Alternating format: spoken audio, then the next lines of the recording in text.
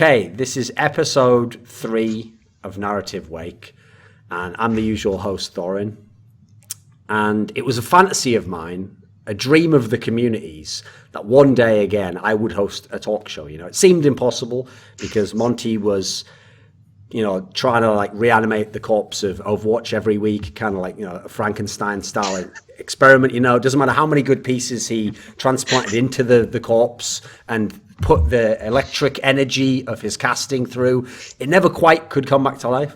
But if you also believe that fantasies can come real, as they have for me in hosting this show that has Froskurinn on it again, Clement Chu brought once more, reinstituted to the West, then you could play fantasy League of Legends of some kind at EsportsPools. That was actually a plug the whole time, see? I made it sound like I was saying words that meant something, like you actually cared about anything I was saying. And at the end, it was capitalism all along. Haha, got you all. Right, so the usual co-host is Kelsey Moser. No matter how many times people message me, no matter how many times people give me friendly advice, no matter how many times people tell me she'd be a great guest, but does she have to be the co-host? Can't someone like, and someone actually said this for Froskurinn, can't someone like Froskurinn be the co-host? Well, joke's on you, my friend, because I tried that once, and, you know, some people somewhere in the world, shadowy, conspiratorial organizations, decided that couldn't, in fact, be the case. So no, don't ask me about that. I tried to make that happen. It doesn't work anymore. But she is allowed to be a guest on a show because, as I've learned through painful experience in esports, somehow companies, did I say companies? I meant people, will block you from appearing as a host on a show, which is just sort of like being a guest on multiple episodes, but you can still appear as a guest on multiple episodes. I don't know how that works, but for now, while the loophole is open, let's not question it, shall we? Let's pretend like those are two different things and continue on with the show. So again, Kelsey is the co-host. And the guests, I've already alluded to them. So we'll start in the bottom right-hand corner, and that is Froskurinn. And she was someone who originally started off with the LPL and then wasn't with the LPL for a while. And as, you know, I kind of alluded to, was, you know, making inroads into the whole doing a talk show thing, doing a pretty good job with that. You know, probably could have gone places if she just stuck with the kind of partnership she had there. But they pulled her back, you know, like the Mafia, they pulled her back into the world of the LPL. She's fully immersed in it right now. She even casts with illustrious former EU LCS casters. So, you know, she's surrounded by talent, a veritable plethora of top talent over there in the LPL region.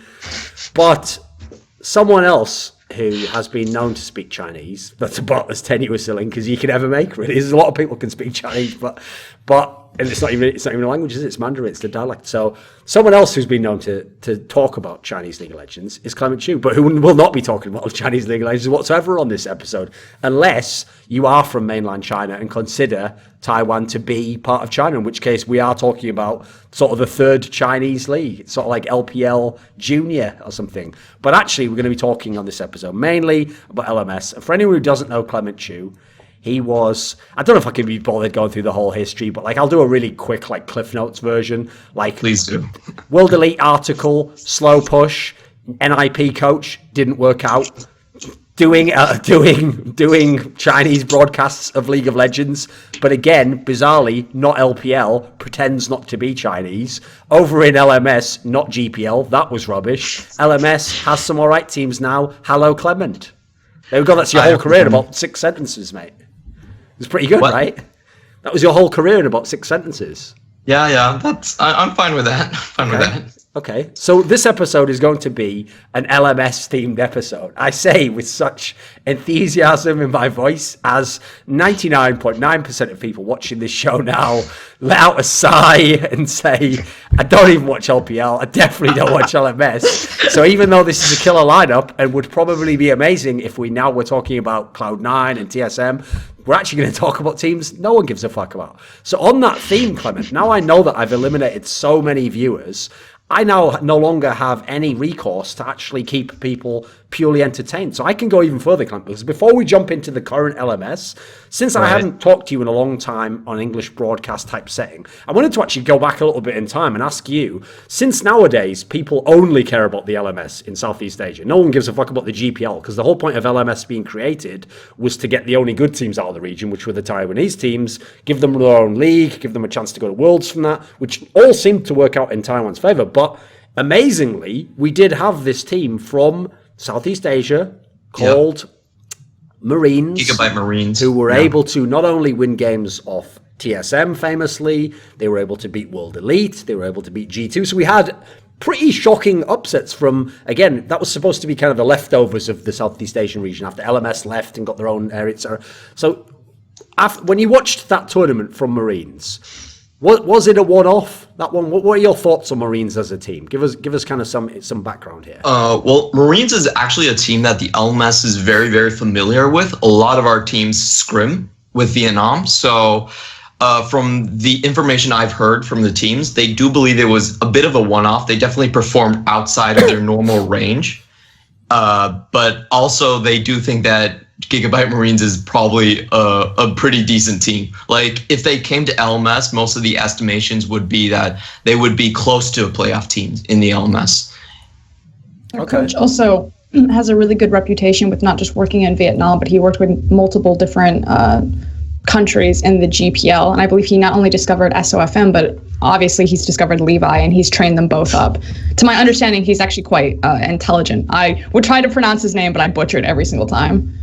It's actually really funny because Levi played with a mouse and keyboard from our office. So they flew over to MSI, and some of the Garena guys were with them, and they were like, actually, these guys didn't bring any equipment. So can you guys lend us some equipment when you're flying to Brazil on the way?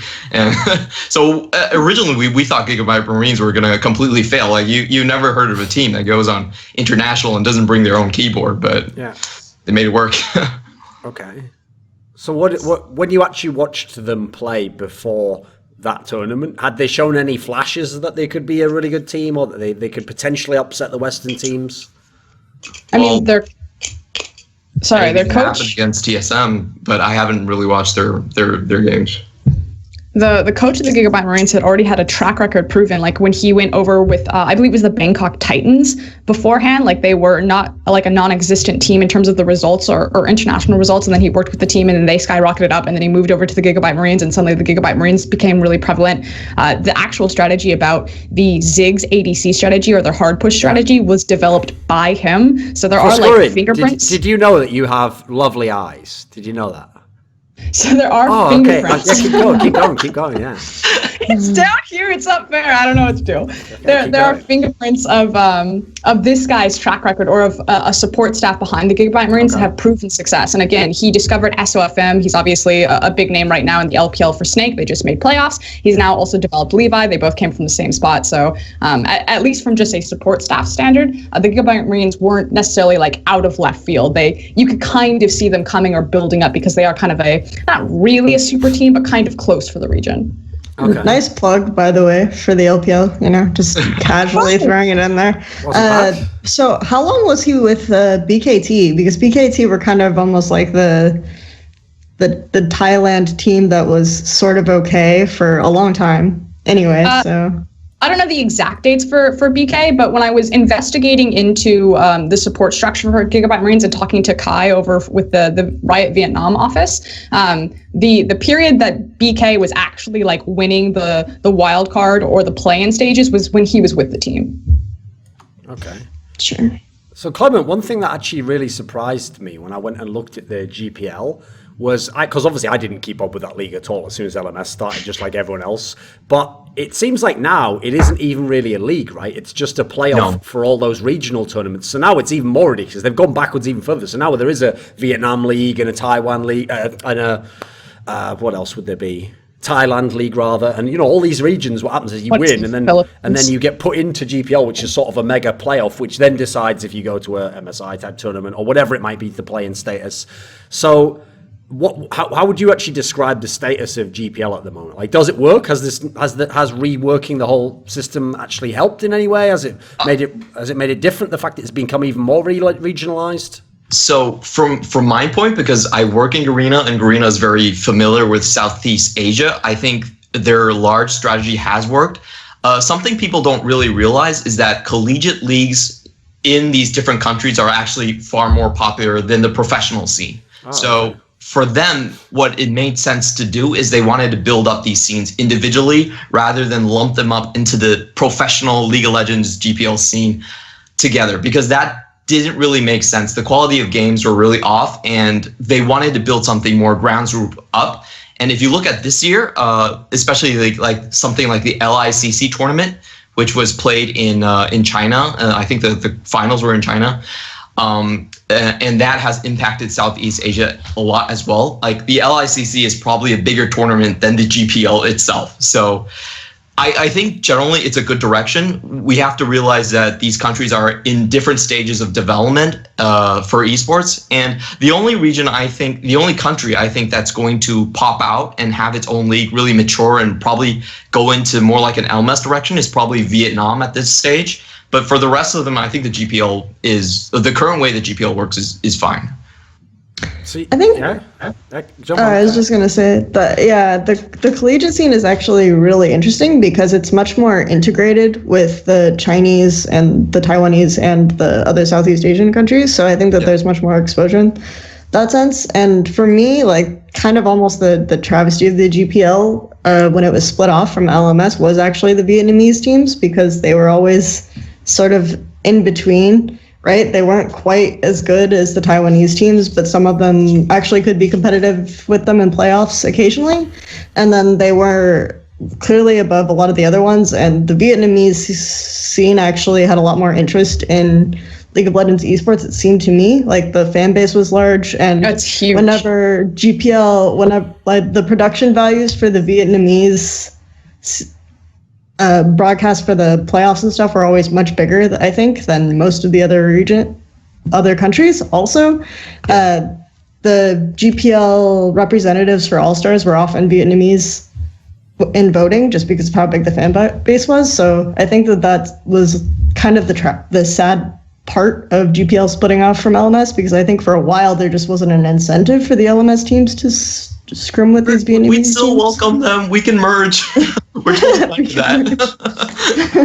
Okay, so you joke though, Clement, but you did actually make a tweet back in June, presumably on the basis of Marines doing so well, etc., where you actually said, just as a Twitter comment, so maybe, I don't know, maybe you were just spitballing, but what if we did the merge back again? What if we got 3 slots for Worlds? I mean, maybe this is just your way to try and backdoor 3 LMS teams in, but you were like, what if we got 3 slots and made like Southeast Asia again, all the Garena teams back in one league? Would actually be a good idea at this point in time? Would that help? It would help for the Taiwanese esports scene. I don't think it would help for the other guys. So that's why I was asking on Twitter. I wanted to see if there was some good that could come out for their side. Yeah. Because what I really want to see for the Taiwanese scene is something that like maybe Overwatch is doing in the current season, where they have teams from Southeast Asia, from Korea, from Japan, all flying over and playing in Taipei and trying to make Taipei more of an international hub for esports. And I think that would be very beneficial, because for the government, it would be easier to back something like that. The government's not interested in backing LMS in its current form at all. And in the long term for LMS, it's very hard to, I really love the region, but it's very hard to objectively say that we're going to have a leg up somewhere. The player base is dwindling. It's been going down quite significantly. And is there a reason why that is? Like, do people just play Overwatch now or something? What do you think the reason as to why their player base would go down would be? Well, I think it's more of a global trend in already developed regions for League of Legends. I think you will just see oversaturated.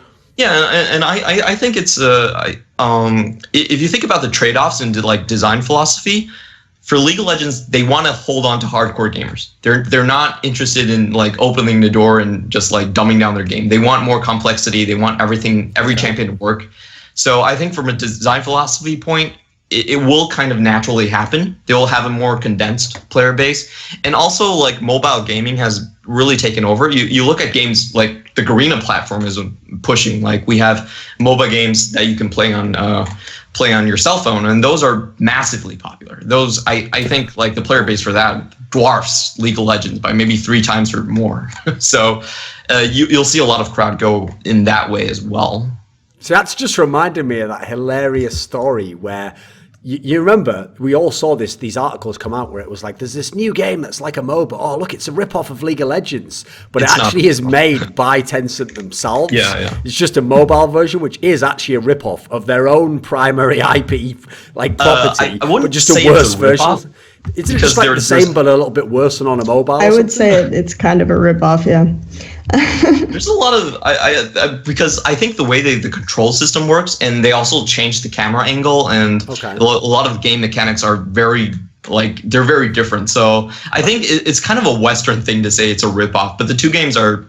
I think there's a lot of ingenuity put in the game, actually. Okay. All right, fair enough. Because the problem is, I thought just cynically, wow, China is so next level that they will even sort of get ahead of the curve by making the primary product and then they rip off themselves, like the same company. It's like, Coke makes like an off-brand Coke, and then it's still just Coke, I mean, a lot of the character designs are heavily borrowed. Like, people will say that a lot of the character designs for League are heavily borrowed from Dota, but I feel like it's even more so with Kings of Glory. So, that's also generally the appeal of Kings of Glory is that it's easier and faster, and you can play it on the go. And so I think that what he said is true about there being a more condensed player base for League of Legends and a more kind of hardcore fan base. Whereas I think to an extent, like the Kings of Glory mobile stuff, something he also didn't mention is it's super easy to market to an extent because you can partner with all these like app companies. You can partner with Samsung. Yeah. There was a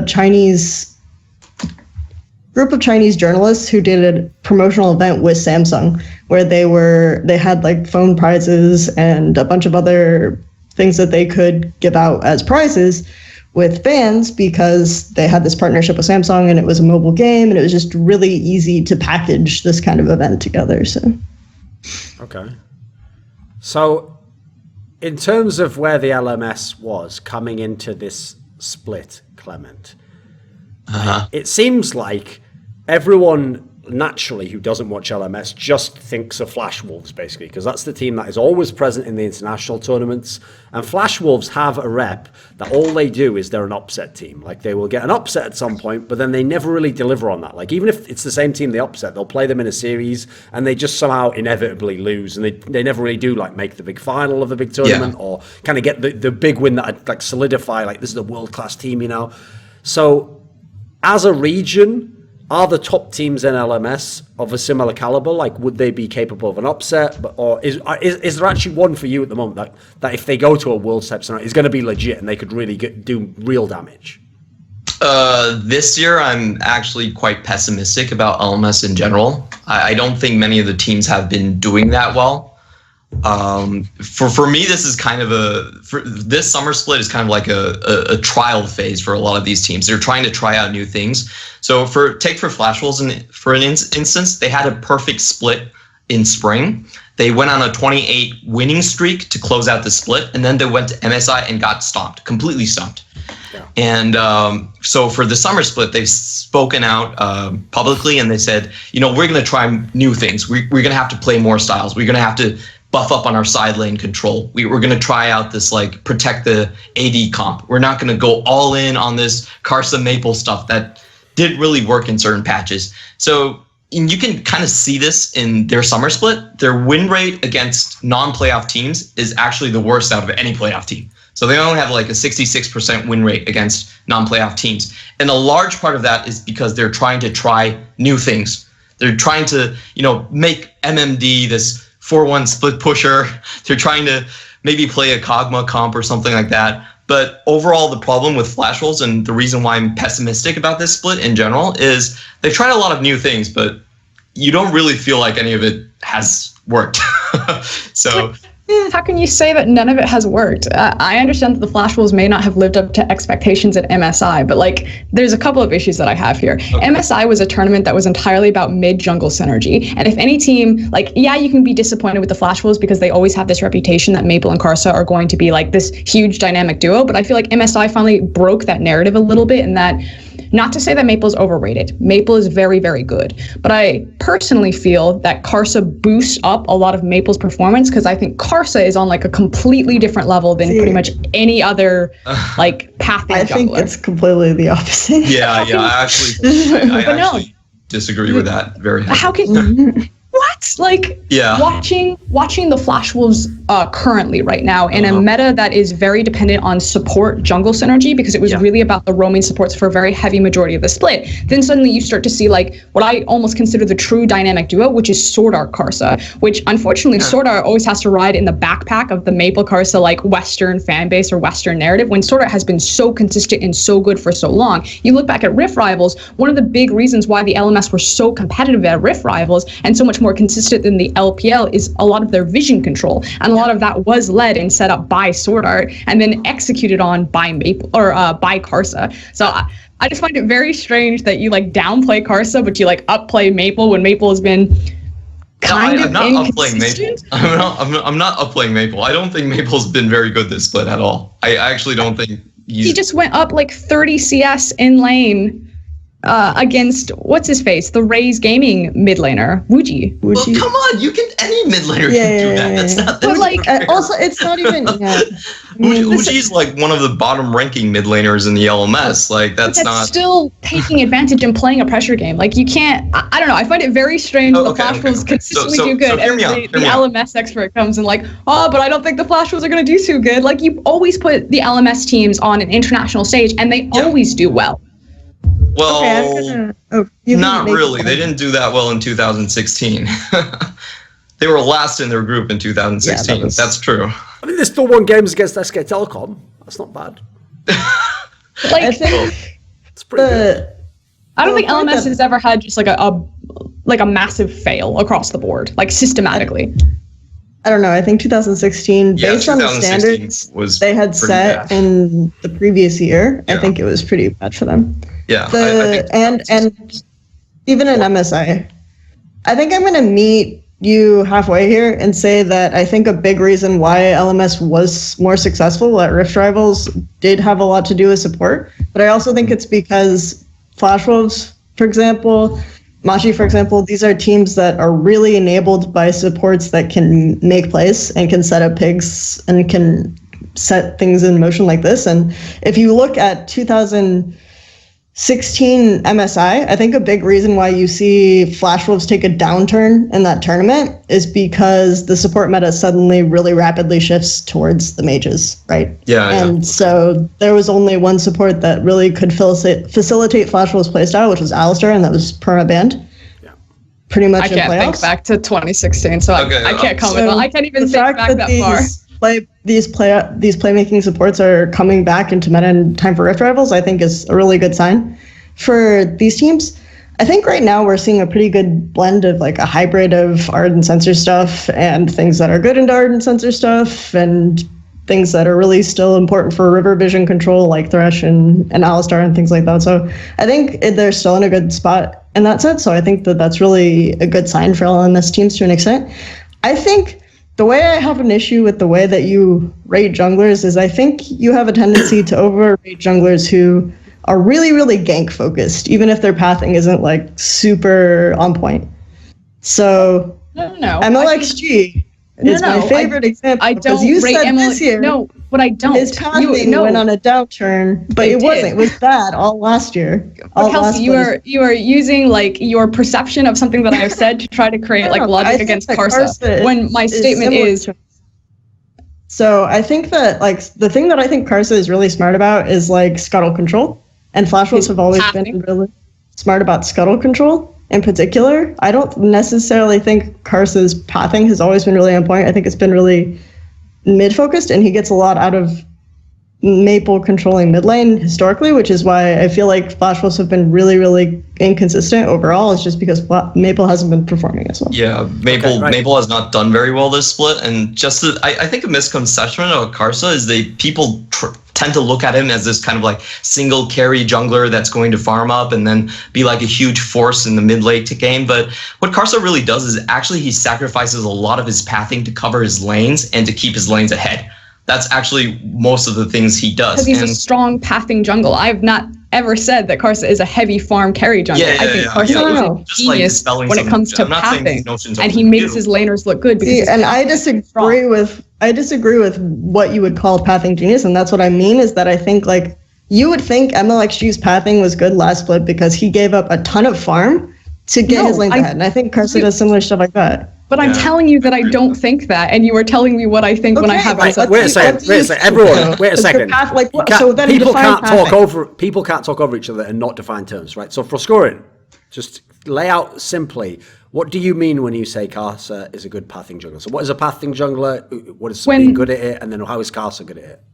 When I went to, I think it was IM Oakland and the Flash Wolves, I think ended up winning that tournament, or maybe it was Unicorns of Love. I can't remember who actually went into the final, but it was Longju Flash Wolves UOL. I remember because this is when the Smite was still relevant. You got the different buffs on the different camps, and watching Karsa path and how he would use his Smite and from which camp he smited naturally, you could then, gear up. And that wasn't like totally new, but he was well above and beyond every other jungler at that tournament. And you could predict where his pathing would go. Like he wouldn't smite the Gromp if he was going to go for a dive, because obviously he wouldn't want the Gromp to draw the tower aggro before then. So like he'd smite the Raptor so he could go clear out the blue buff and then like go up top. Just everything that was so efficient about his pathing, his resources. You could see a gank that he saw like 3 minutes in advance. And as a jungler, you're looking at him like, wow, Karsa is planning things 2-3 minutes in advance, and then he executes on it and secures his lanes. And the Flash Wolves were kind of now in 2017, you can still kind of see it, and that it feels like the LMS, or at least the Flash Wolves, are very much about isolating lanes, and then that means that they also isolate jungle matchup, and then Karsa just gets to abuse track or 1v1, like the fact that Elise is such a high priority pick in the LMS, especially for Karsa, and then they go and they gank paths. Oh my god, Elise high priority pick in LMS. That's what? They literally first picked it. Like, I think relative to LPL, it is high priority. Relative to the LPL doesn't play it at all. You guys also LCS have and higher some other priority in regions. Malzahar. Like Malzahar is seen and banned. Kog'Maw has dropped off in the LPL. It was almost 100% play or pick or ban rate in the last LMS final that just played. So Kelsey, wait a minute. Yeah. What with what she just described there? Do you have a contention with that? Is that different from what your perception of what she said? My first point is that I think, like, if you're saying he's well above junglers at that tournament, I would agree, because you have like Move, you have Svenskaros at the tournament, you have you have Crash, Longju Crash at the time.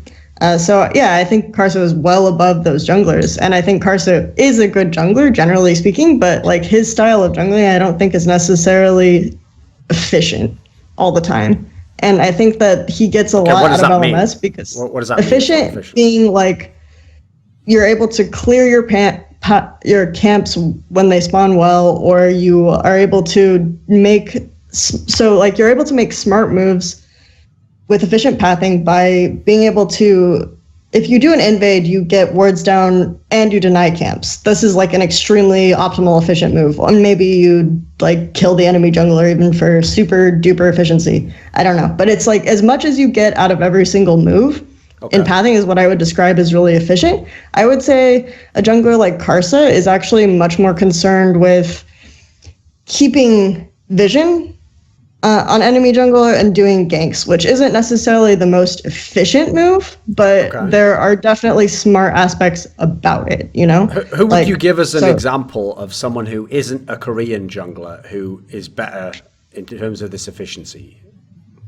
So I think that like Condi is a jungler I would describe as really efficient, if that makes sense. Whereas I feel like you look at the MLXG Condi dynamic, if that makes sense. And I would say that MLXG is slightly more like Karsa in terms of like he'll over prioritize his lanes having knowledge or his lanes getting ahead. And then if he won't do as well necessarily in skirmishes that are really early and that are in mid game and involve junglers, because he might be behind the enemy jungler. That makes sense. Okay, Clement, what is your take on this, on Karsa as a pathic jungler within this context that they've set up? Yeah, I think that, I don't think the two of you are actually contradicting each other, and I generally believe that Karsa he's really smart about his ganks, but he also plays for playmaking. They do a lot for pressuring turrets, and that's the main way that kind of like the Flash Wolves get ahead. They're a very tower dive focused team. They do the most tower dives out of any team in the LMS, and they typically go ahead in the mid game because they are willing to do these things.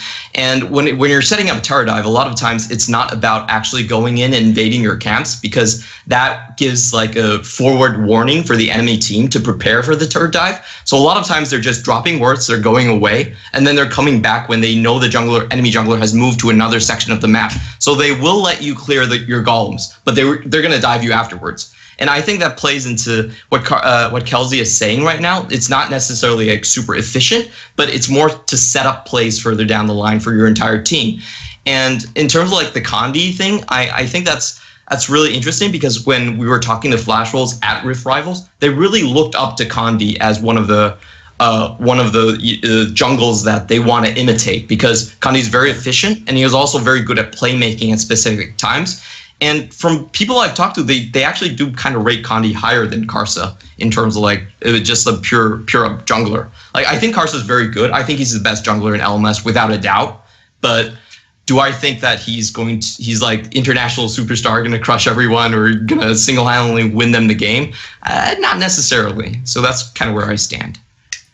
Okay, so then why did you say that you thought that they weren't as good at this split, the Flash Wolves? Because obviously they're the team who still perhaps will win the split. What changed I think, from that great run into MSI? Well, first of all, I think Maple has had, statistically, he's had one of his worst splits of his career. And also I think the jungle changes affect Karsa quite a bit. Karsa's never been that comfortable on, Cinderhulk junglers.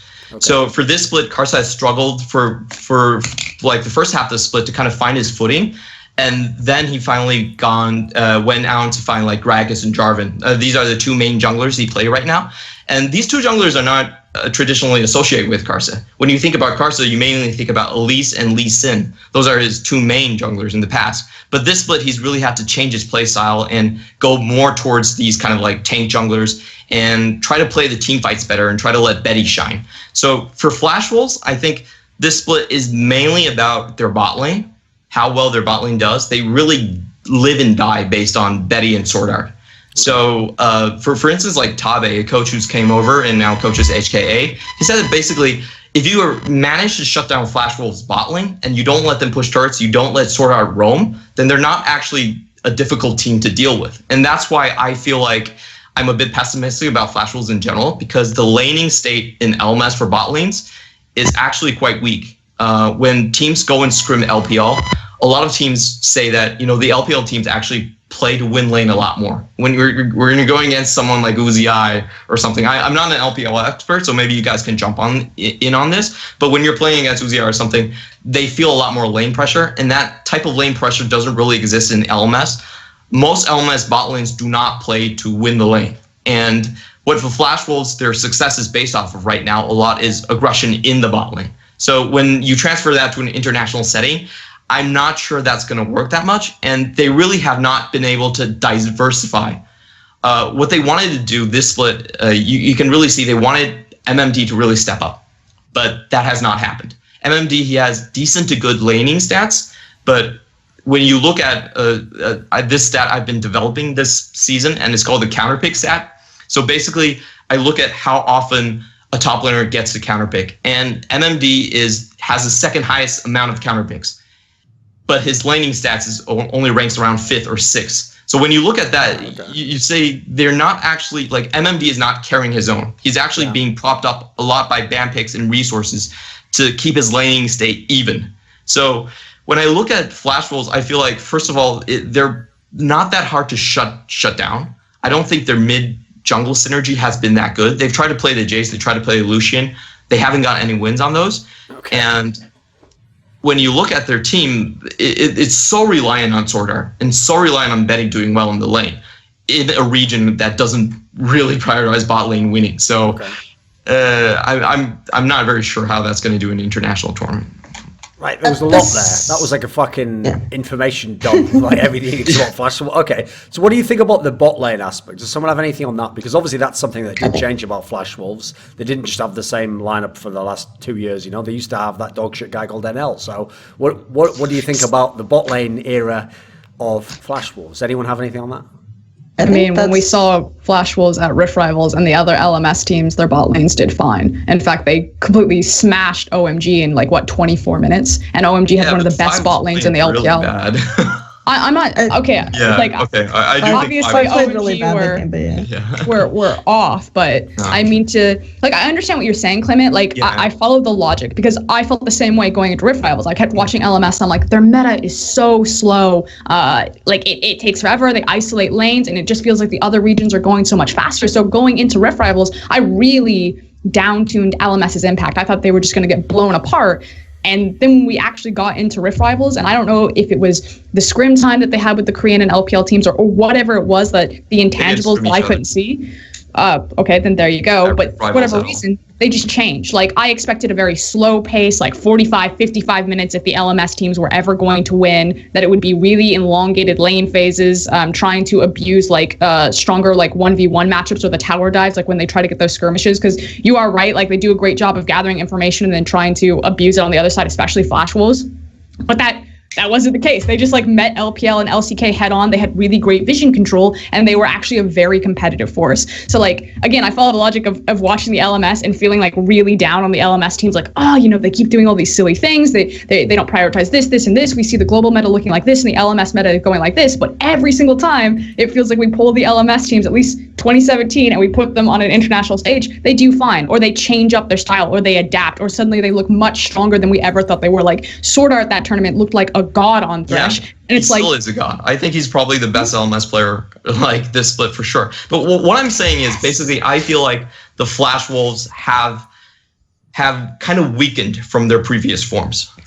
That's what I'm saying. I don't think they have such a strong point in the mid and jungle, and I think they're very, very reliant on the bot lane, and what their time investment, what they've tried to done with the top lane has not worked. That's been a failed investment. So I guess the question for you is, I kind of feel, who do you then think is the best LMS jungler and mid laner if you don't think it's Karsa? I said I think Karsa's still the best jungler. I still think Karsa's the best jungler, but for mid lane purely on I think Fofo is probably the best laner overall. Fofo. What? He's gonna say Fofo. The split.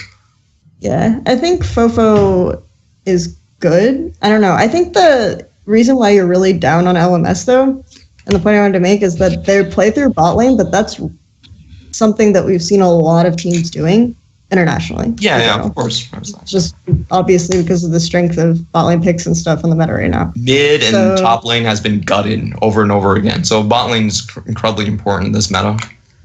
So I think that's why we're seeing this, and I think that might be a little bit why you're also lower on Maple and Karsa, is because they aren't being as emphasized as much as some of the other jungle mid duos or just mids in general. Because I feel like Fofo is still getting played around, for example. So I think that, but the way that Flash Wolves transition, so when they win the bot lane and then they transition, make the swap to go top and then mid, it's really well done in terms of making sure you have the swap boards covered on the other team. And this type of technical execution in their swaps and transitioning their bot lane is something that Flash Wolves have always been good at. In almost every iteration, even if they're playing around jungle mid.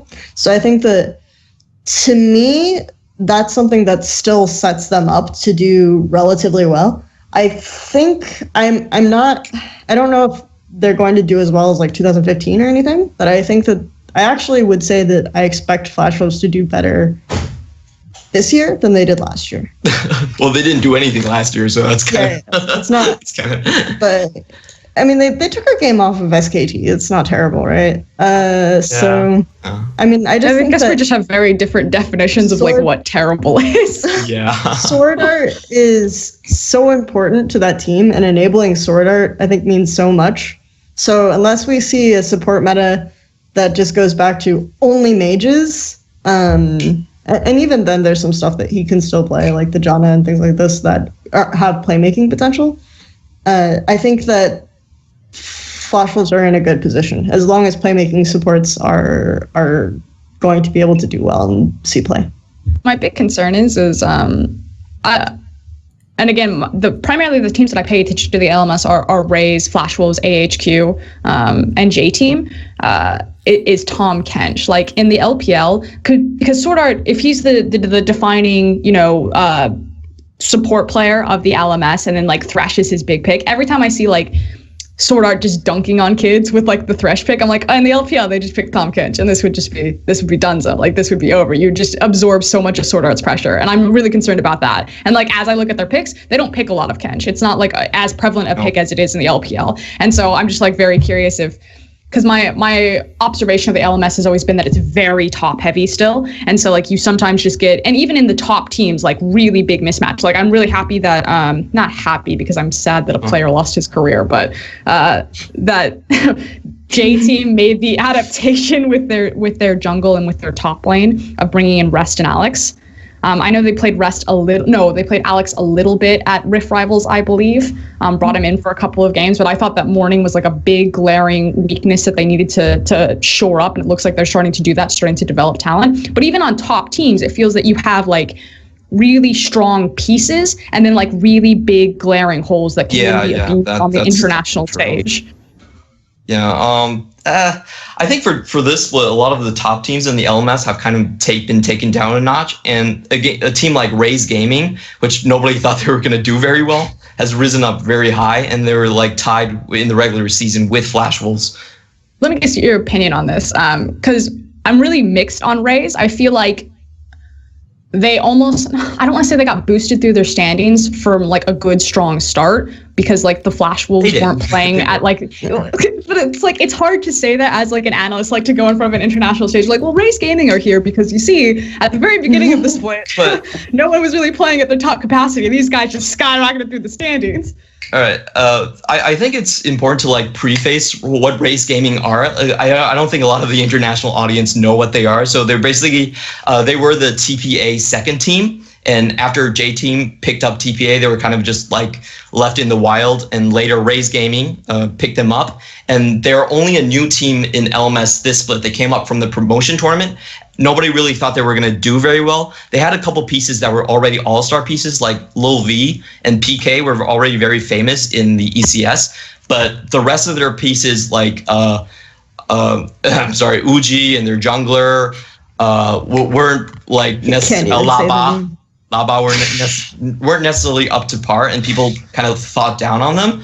But what happened in the LMS is that they played a lot of protect the AD carry comp, and they were very disciplined with it. And they won a lot of games just based off of late game team fighting, and they moved ahead in the standings. But in the second round, they've kind of been okay. Right, where were we before that all went to shit and like literally that fucking searing sound just burning them out? We're talking about LMSs, apparently. We're talking about Raze Gaming, and no, Kevin actually brings up a really good point, because this is like what I saw with Raze. I saw that they were playing really late game team fights, and so it led me to believe that the LMS just simply couldn't close, and that they weren't good enough around the mid game to take advantage of it, and they were too reliant on like late game 5v5. Of course, I'm looking at this from an LPL perspective. I'm like, this must be the team's problem. But it like going into Rift Rivals, when I'm looking at like the top team or one of the top teams like Raze Gaming, and I'm looking at their playstyle, I'm like, wow, this is really concerning for the LMS. But now like within the larger context of the Flash Wolves come back in and they like bring back Karsa and they're playing up to form, and the LMS starts shifting more in structure. It's like, okay, Raze Gaming actually did, like, they're a solid team, but they definitely got slingshot up the standings in terms of relevance because of early competition in the split. Yeah, I was just gonna say, my favorite thing about Raze is how much Jarvan and Talia they play, and how much teams just like overextend mid, and it's every time they get trapped and aced from like.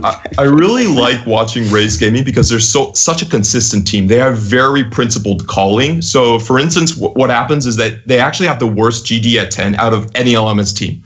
The worst at the 8th place. So they're average down like 400 gold at 10 minutes. And they do lose a lot of their lanes early. But what they do is that they always contest when the enemy team is pushing into their jungle. So when you push into them, they're always going to group and find and just try to gank you the instant you do that. And they're also very principled in staying under their turrets and farming when the other teams are pushing their lanes. So what happens is I actually think a lot of teams are taken by surprise when they get engaged upon by a team that's like 5,000 gold down, and they do win a lot of team fights inside of their own jungler. It's really fun to watch because you know what they're going to do. They're very consistent in what they're going to do, and they're never hesitant about executing. I think that's a huge problem for like lower tier teams. They will know what to do, but they won't necessarily execute, and that's completely different from Raze Gaming. It's really a breath of fresh air that you can see basically good calling and good ban picks really leading to a strong team, despite having, mediocre players on a lot of positions. Is it just me, or does it sound like Clement went through puberty? It just got so much deeper. I think it's just what he's done with his mic. Anyway, I like it. It sounds like he's been chopped and screwed like those old hip hop songs from the record. I like it. Really concerned. So okay. But really? My voice changed a lot? It just got loads deeper. It got much deeper. Don't worry about it, mate. You'll hear it when you hear it back. I like it. It's good. You sound epic now. You sound like an announcer pack. Right. Clement, here's the question then. So you said there that all these great aspects of team play and teamwork, but you did end on that note that generally mediocre players. So that's one of the reasons why no one would expected Raze to be good. It's because they don't even have any name value really on the team. Like, for example, you were talking before about J-Team. Sure, Morning now isn't considered a good player, but at least he was named a player who had name value. He's someone where people, I remember this guy. So how have Raze done it? Do they actually have some players who are in time going to be recognized as top players in the region? Are they actually generally mediocre for LMS, position by position? I think they have a pretty good top laner and pretty good AD carry. Those are their two best positions. Lil V, he's not only good for his playmaking, I think and he's not only good for his mechanics, he's actually very good for his decision making. He's the main caller on that team, and I really feel bummed out because he's not going to play this playoffs. So it's really weird. We don't know the reasons yet, but he's not starting. Really bad chances for RG.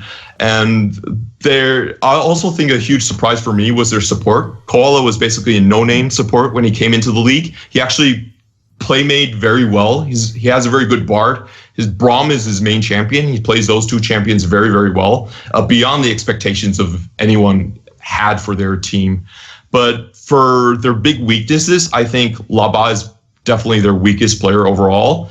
He gets invaded a lot, and a lot of his early playmaking is very suspect. He doesn't do very well in his ganks, and he has a very limited champion pool. Well, it's also very... Well, I did want to... Yeah, sure. Teacher, please. No, pick me. I think it's hard. Like as a jungler, when your mid laner is falling down or is targeted out as often as Raze Gaming's mid laner is, it also, like, I don't necessarily know if the jungle is really the problem. I know that watching them stand behind Baron as Jarvan for like 45 to a minute and a half while he just flags repeatedly into the pit because they lost all control of mid lane and couldn't get vision. I was like, so sad. Watching that game, and then Flash Wolf's got like 2 backs in while he's literally standing behind the Baron pit like, well, I wish we had a fucking ward right now. I think, so as you said, Raze tend to pick like these losing lane matchups kind of a lot, with the exception of like some of the Talias. So then you really can't help getting invaded on. I still think his decision making on what side to path to, or like, am I going to do this gromp or put this word here? Should I bother with this bot lane that's getting pushed in super hard and try to get control of river, which will probably just get taken anyway? Or should I go around to top side and try to regain some jungle pressure by ganking mid from top river or something? So I think his decision making isn't really that great within the context of losing lanes, but at the same time, it's really hard to make a call like that when your lanes are losing all the time. And it's something that we saw maybe at EU and NA Rift Rivals, right? This kind of EU always had so many losing lanes and their junglers looked terrible. And I think it's a similar situation. That's why I think the Xayah pick in particular for Lil V is probably the most important. Like, Koala is a super heavy Braum player, which can then empower the jungler to get involved like 3v3 on the bottom side of the map, depending what the jungle matchup is then. But having Xayah means that you're at least going to have like pushing priority for early levels there. And what I want to see then is the creativity for Raze to abuse the fact that they do have a stronger bottom lane in terms of the rest of their matchups. Like, and Xayah is really easy to get in draft phase usually. Not a lot of, I mean, some teams, I know Team WE starts pinching it, EDG has started pinching it, but really no one's looking at that champion. And just like when she rocks into lane, especially with Rakan, she gets like automatic lane priority, which can really help out Raze Gaming's jungler, at least on the bottom side of the map early on. I think on 7.16 we'll see a lot more early, like Tristana and Xayah picks and stuff. So it will definitely be contested. Okay. And I think they just ban out the Kalista as well. I think Kalista's too much of a problem for Xayah and lane and too much early pressure. Probably it depends on the team. Like, I think some Kalista players are really bad at abusing the fact that you can use her Q and stuff like this. So it really depends on who you're playing Kalista again, whether or not you need to ban it. I feel like it's more about the support than still though. Like, should I give this Kalista to this really god tier support team? Probably not. It almost doesn't have anything to do with the AD carry at this point. To an extent, yeah. I also think it has to do with like what you have on the table to pick into it. Like, if you can pick the Maokai and the Alistar and stuff like this. So. People leave up Maokai? What's happening globally right now? Maokai support? Maokai Maokai jungle. No. Okay, Maokai in general. If you, like, famously, the rotation is first pick Kalista, Maokai, Alistar. Yeah, or something like this automatically, so yeah. Okay, so due to factors that is absolutely not within my control, Raze Gaming actually will be playing their playoff match against AHQ in something like 4 hours or something from the time that I'm speaking right now in real time. So some people watching the episode will already have seen that game. Just kidding. They will know that the game has ended. So that's just real talk there, Clement. I'm not going to pretend like everyone's going to watch me. So being as, for whatever reason, you have forced me into a situation where I have the LMS-themed episode on the day that the match is taking place, we have to pretend, as is the case for us right now, that the game hasn't happened yet, analyse the game as if it would happen, but still say things that might be meaningful after the game has occurred. So here's my question. After such a great regular split for Raze, after AHQ has actually not been that relevant a team for quite some time, and just kind of, I mean, a lot of people would probably say they got by in the playoffs just because of much better players, way more experienced. Why do you not have Raze Gaming going to the final or even winning LMS this season? Why are you down on them, Clement, after all the good things you've said? Well, I think they were figured out on the second round. Like, a lot of people started banning out Uji's champion pool, and in general, this patch 7.16 is a very bad patch for Uji. His main champions were Orianna, Talia, and what was the Galio, and all three of these champions were gutted this patch. There's also the inclusion of Lucian. What? Galio is still really good. Yeah. Orianna is fine as like a blind. Yeah, they took a nerf. They took heavy nerfs in lane. Okay, Orianna is no longer godly and uncontestable and can be blind into absolutely everything. But he did just She's weaker. He did just imply that Raze Gaming's mid laner is garbage. So the fact that any of the champions got worse, I think, is a relevant point. So his main three champions all got nerfed, and I think AHQ has. I thought Galio didn't get nerfed because Galio is being like perma-banned and first picked everywhere just because it was like one of the mids that wasn't touched or anything. So even so, that hurts him because people will just ban it anyway.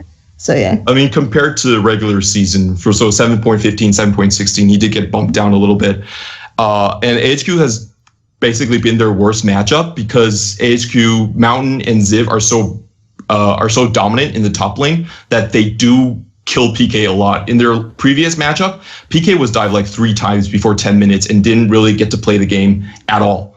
And I really see this dynamic coming into play again. And also you have to take in the fact of like the recent performance of RG. They're losing out Lil V, who's their main carry, their main shot caller, and also Koala has been gone for a week before playoffs due to conscription stuff. So basically in Taiwan, you have conscription, and every few years they call you back to the military. Okay. So given these two factors, it's really hard for me to see RG doing well. They're basically a different team at this point, and I can't help but say I think they're a much weaker team right now. Especially because of the lack of the shot caller, based on what you were saying before, but that was one of the positives, right? Okay. So then is this just an easy win for AHQ? I believe so. They 2-0'd them in the last round, and they're basically playing with two kind of newish players right now for RG. I really don't see them having a chance. Okay. Will the other players be available?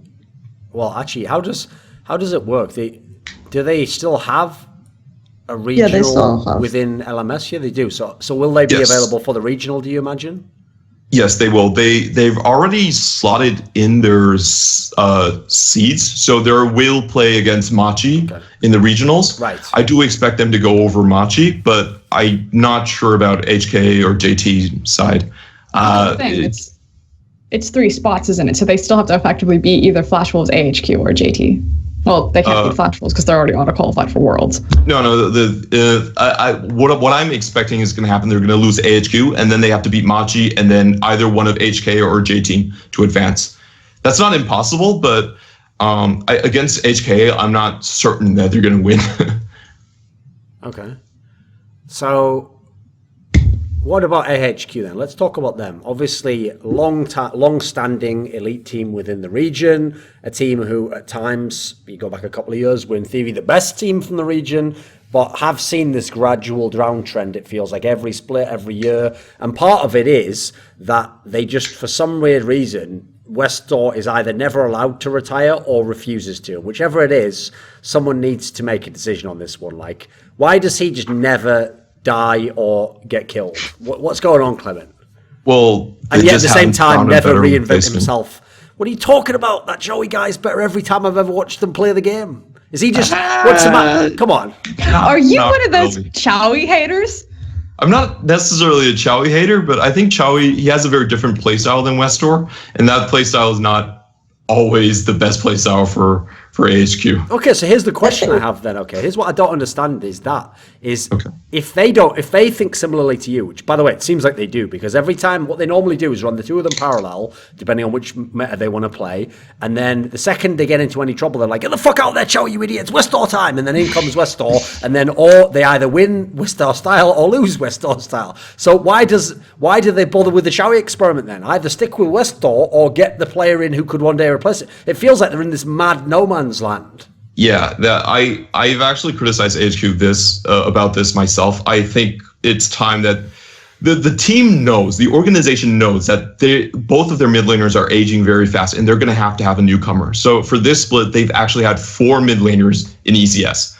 So you can definitely see them gearing up to make the switch, but they haven't groomed the bottom guys up enough to really to bring them up. I think that's their main problem right now. And at least for this playoffs, I think you could see Chowie really outperforming Westdoor, but the Westdoor kind of didn't get to do anything in the game he played. He played Cassiopeia with no blue buff the entire game, so I wouldn't really say that's his fault completely. My main criticism of Westdoor right now is actually that he's strayed so far from the champions that have made him good. Like, he no longer plays a Fizz, he no longer plays the Twisted Fate. He plays kind of like Syndra, Talia, picks like these, which he's not terribly known for. In essence, he's kind of changed himself into... Okay, so the guy has waited till the end of his career, fucking season 7, to start embracing the meta. What? Why? What's going on?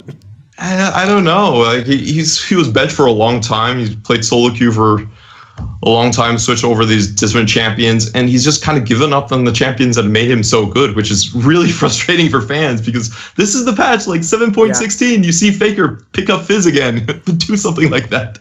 But he's really in on the Cassiopeia and Galio and Talia. I think those are his like main 3 picks, and also Malzahar. Like, he's more into that stuff, which Chowie, I think, to some extent even plays. So the distinction's getting really muddled, and I think that's why in the playoffs, you've seen Chowie take over more of the helm from Westdoor, despite this being a good patch for Westdoor. It's like, come on. I think the Westdoor thing is a lot to do with Mountain, because I think they, for a while, also tried to sub out Mountain last year, and they had similar problems, where I feel like whenever there's an issue with Mountain or Mountain gets caught out, Westdoor is really good at responding has really good control of the wave and really good communication with Mountain in situations where Mountain wants to do something. I think that Chowie has also, another thing that makes Westdoor kind of less relevant now is I think Chowie has been able to observe this dynamic and kind of start doing that a lot more as well. So to that point, I think that that's a big point in favor of Chowie as well. Okay. Yeah, I do think they will be moving with Chowie more. For this split, at least, I think Chowie's been a lot more vocal in his calling. Beforehand, when it was more Westdoor, a lot of the times the team would listen to Mountain as the main caller, but I think Chowie has taken more over this role. He's been more assertive about where he wants to go on the map, and that's really helped him. So I think we will be seeing more Chowie in the future if Westdoor does not pick up like his usual champion pool. Okay. I mean, is it fair to say that it... Oh, sorry, Thorin, you go. No, yeah, keep going. Is it fair to say that like it's the intangibles? Because frankly, like I can't listen to the casting, so I don't know what you're saying when the game's casting. I can just watch them on mute and like do the eye test. And frankly, for the eye test, I think Chowie is head and shoulders better than Westdoor. Westdoor's not playing to the style that really made him famous. Like you said, it's not even just the champions, it's also just how he's playing on the map. Yeah. He does have a couple of good games, but it's not as consistent as Chowie. I feel like you always know what you're going to get. It makes their team fighting stronger. And for me, it's like, is it intangibles? Is it shot calling? Is it actually confidence in Westdoor? Is it something innately about the team that makes them keep trying to grab Westdoor? Because they keep subbing him in at really weird times when it feels like Chowie is playing well and there's like no rhyme or reason behind it. And the only thing that I can think is it has to be, one of those things that I can't see of shot calling. And so is Westdoor like a primary voice there, or is it someone else on the roster? I think there's two main reasons why they haven't given up on Westdoor. First thing is, like you said, shot calling. A lot of people say that Westdoor has more of a killer instinct. He will go for the high reward plays. And the second thing is, this is not really an intangible. It's actually quite measurable, but Westdoor is a huge part of brand recognition, and he's the main reason why they get sponsors. If you look at the sponsors for LMS this time, we run a lot of like shaving brands or like PC hard drives. And for the sponsors that we get from LMS, a lot of our sponsors ask directly for their sponsors for Westdoor to appear in their commercials. Okay. So if I'm running a team and I have kind of a throwaway game, this game doesn't really matter and it's a playoff game, am I going to sub in Westdoor? I would. I honestly would, because I know that Chowie comes back on the blue side and he will win me the game, will win me the series, like most like 90% or something like that. And if I take Westdoor on, that keeps his legend alive. I think that's also a very important consideration. It's not spoken about a lot, but I do think that comes into the calculation. Okay, so what I'm seeing here, right, is that everyone will. I've solved the problem, right? I'm actually going to fly over to Taiwan after Worlds this year, and I'm going to arrange that next season, when the LCS becomes franchised, I can already put the two worlds together. We can get Westdoor the fuck off Flash AHQ, because it's a waste of time, and I'll have him be the new mid laner of Team Liquid when they're in an LCS. They'll get shaving brands, there'll be PC equipment, they'll just sub him in for one game. They like to mess around with the mid lane anyway. I've solved it all. I've solved everyone's problems. Steve doesn't even have to pay the finder's fee for that one. I'll hook this up. I'll fix the LMS single-handedly. So, okay, here's the question then. How is it, just as a general, like looking back on his career, how has Westdoor gotten away with it for so many years? Because yes, many years ago, people judged you just by whatever the meta was at that point in time. And once upon a time, a couple of years ago, he was a very good player. But he has, aside from, like you're saying, this season, he's been going to Worlds and all these international competitions year on year on year on year, and he was just so one-dimensional his whole career. How do you manage to stick around like that? Why did no one replace it? Is it what you're saying here, brand recognition again? Had he just built up too much of a following? Was he too much the face of the team? Did they never think to themselves at any point in time, we make Worlds every year, but this guy isn't always that great. Let's put someone else in. What was the delay, do you think? Well, I think the main reason is that Westdoor domestically is still considered a top mid laner.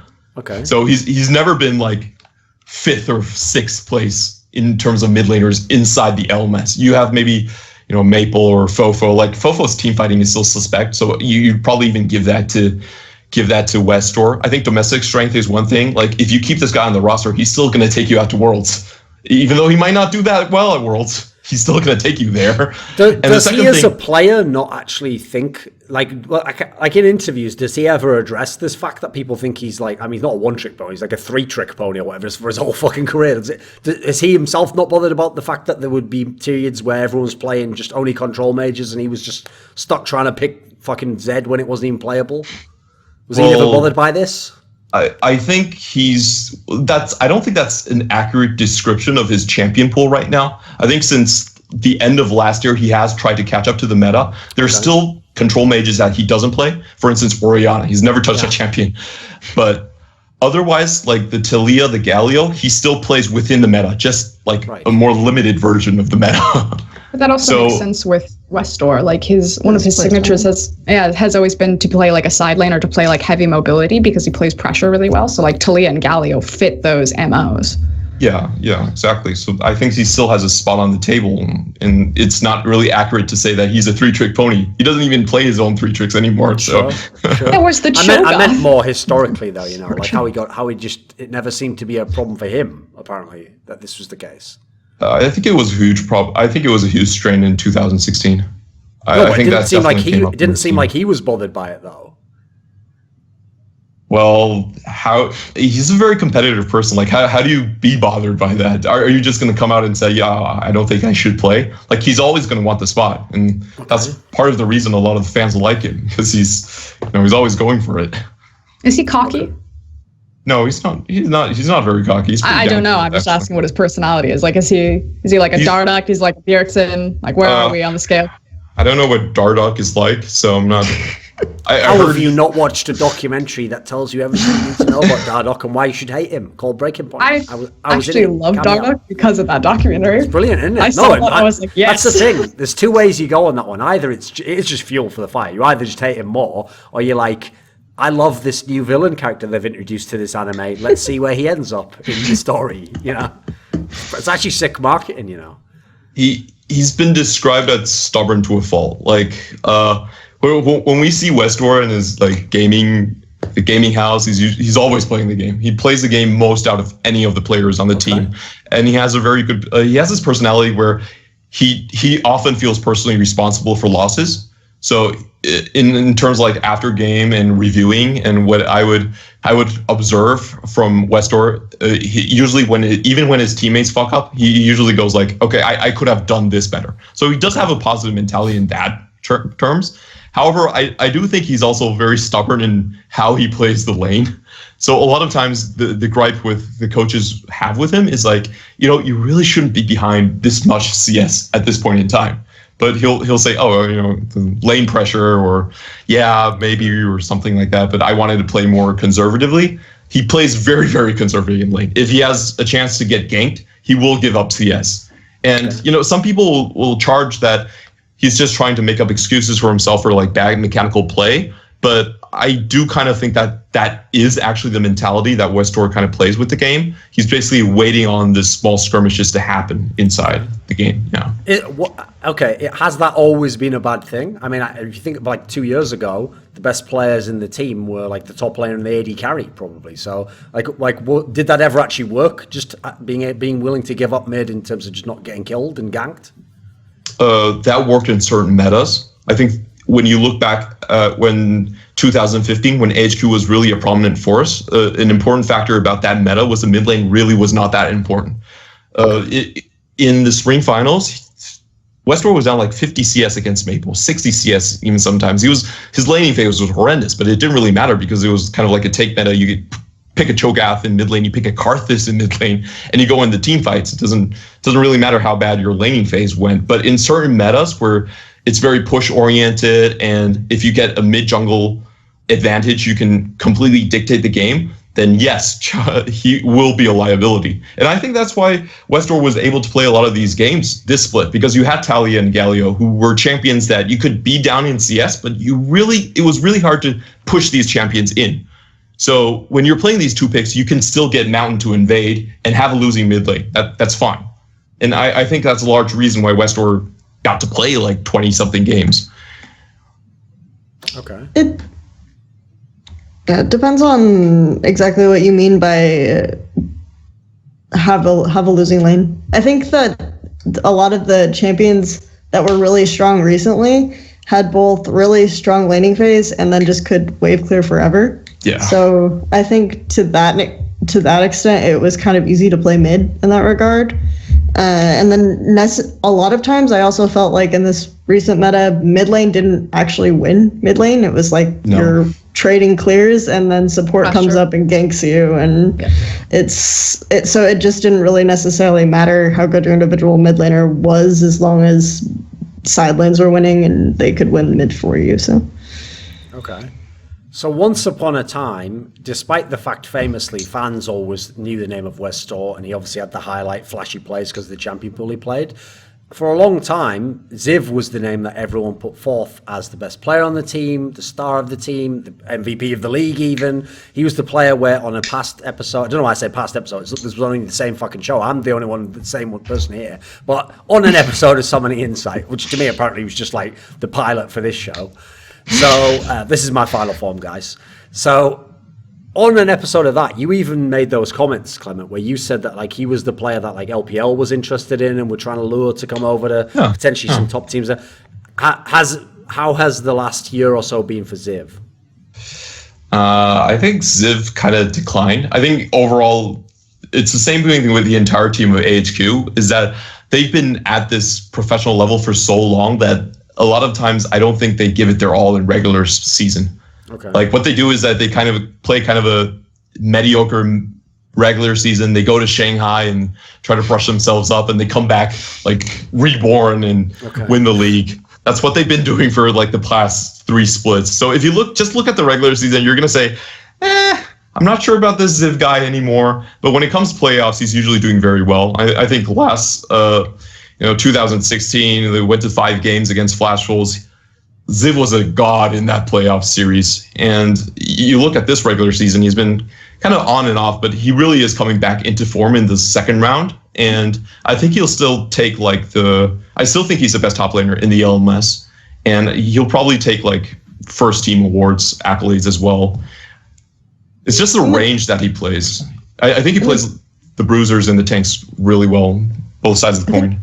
In the J Team series, he was really strong as well. And the thing about AHQ is that they understand how to play the 1-4s really, really well. So they understand how to hold mid and to balance pressure when you have a strong side laner. So I think that that's something that helps them out a lot too.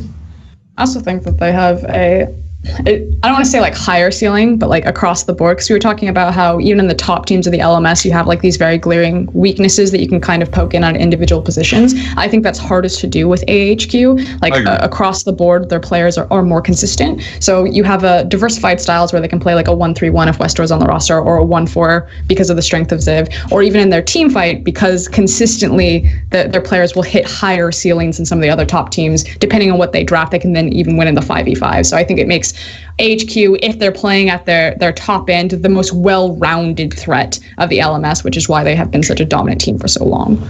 No, I agree. That would be my observation, yeah. So then if the two teams indeed were to play in the final, which may be the case after this match that will happen either today or has already happened, depending on when people are watching this, who will win the final, AHQ or Flash Wolves? I'm still going for Flash Wolves.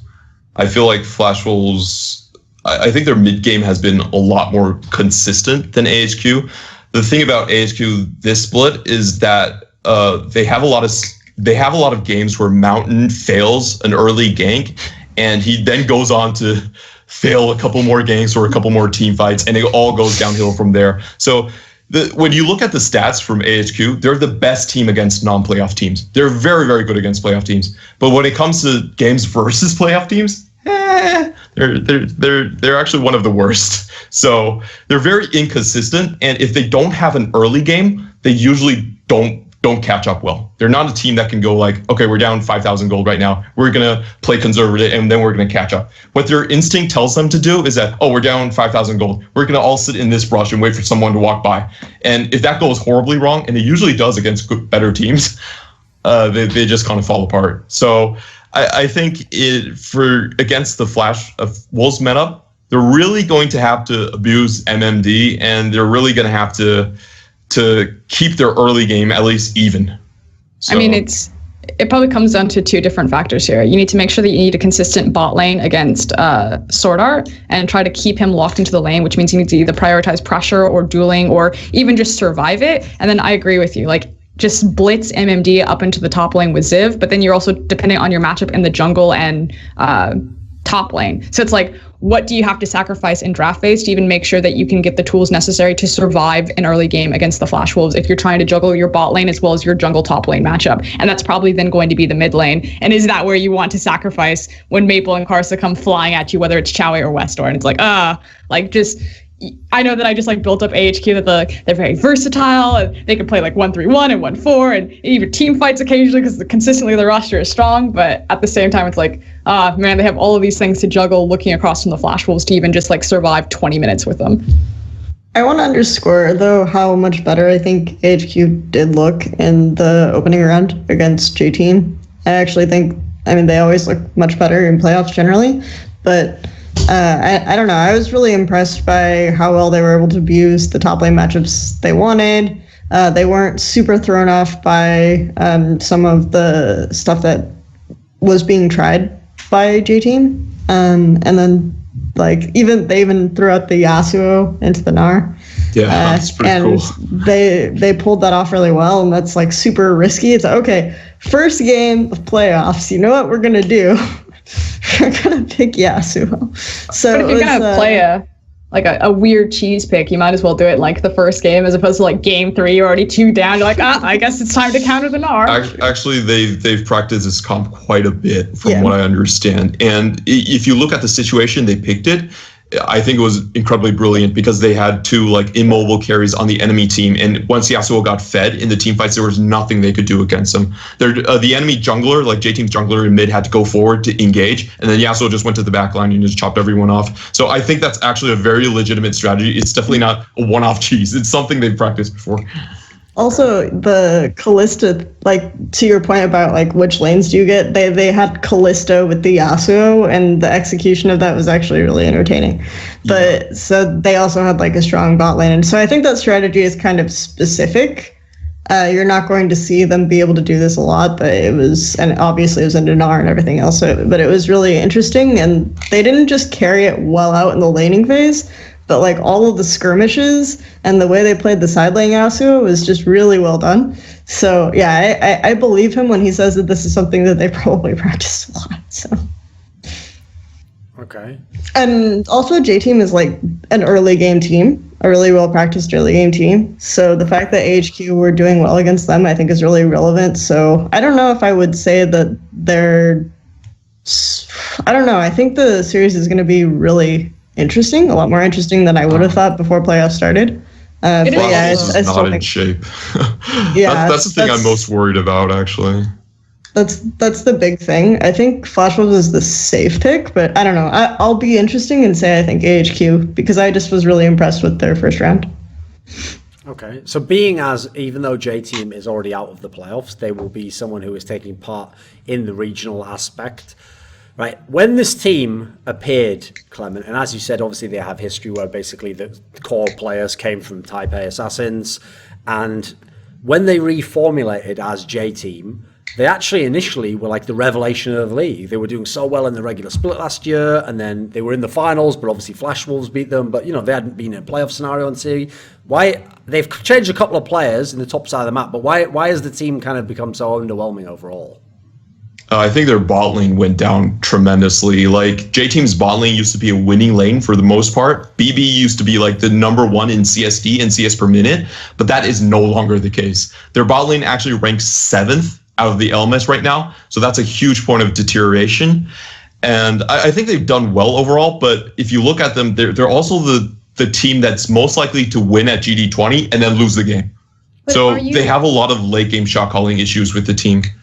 Are you equating bad performance or like underperformance in players versus like the actual picks that their bot lane prioritizes? Because watching J-Team, like a lot more of their focus and their resources do go to propping up Fofo. So naturally some lane has to suffer in terms of not getting the resources. And they never really sculpt matchups to just give them straight winning matchups in the bot lane. They're usually like a lot of utility. Like Ashe was a really heavy pick. Now they're starting to move over to more of like the Tristanas and things, but even then you're not getting like straight just dominating 2v2 winning matchups. So of course like Jay and BB are going to fall behind in all of these other like measurable metrics. It doesn't necessarily mean that they're just bad players. It's that the team is making a conscious effort to say like you're not going to get the resources.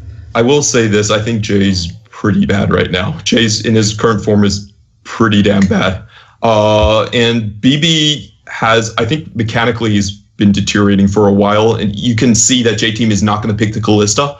They basically always leave the Callista open and try to go for a Tristana counter pick. And the champions that BB I think were good at were champions that where he could kind of shot call and have initiation priority. So stuff like Ashe he was very good at. But in this meta where it's a lot of it comes out of mechanics like Zaya or Callista, he's really not that comfortable on these type of champion picks. And I think it's both. Like you talked about, like the some of the picks going down, and in general, I think the player strength has gone down as well. But it's also like Tristana was like historically a strong pick for him anyway. So wouldn't he prioritize that champion just because his affiliation with it over like the likes of Callista, and then it has a really good matchup into Callista? The reason I said that because if you look at their draft, like Kelsey said, they try to play for early game. And if you look at this split, they originally tried for the Callista compositions. They did pick a lot of Callista at first, but BB did not do well on that pick. I think his team fighting was pretty poor compared to like Betty Callista or Ann Callista. And then they kind of just gave up on that pick and went for more like a late game type of composition against AHQ, most obviously. They're traditionally speaking, J Team is actually the team to play fastest in the LMS, and they do like these earlier game compositions. So that makes the omission of the Callista pick even more obvious about what they're thinking.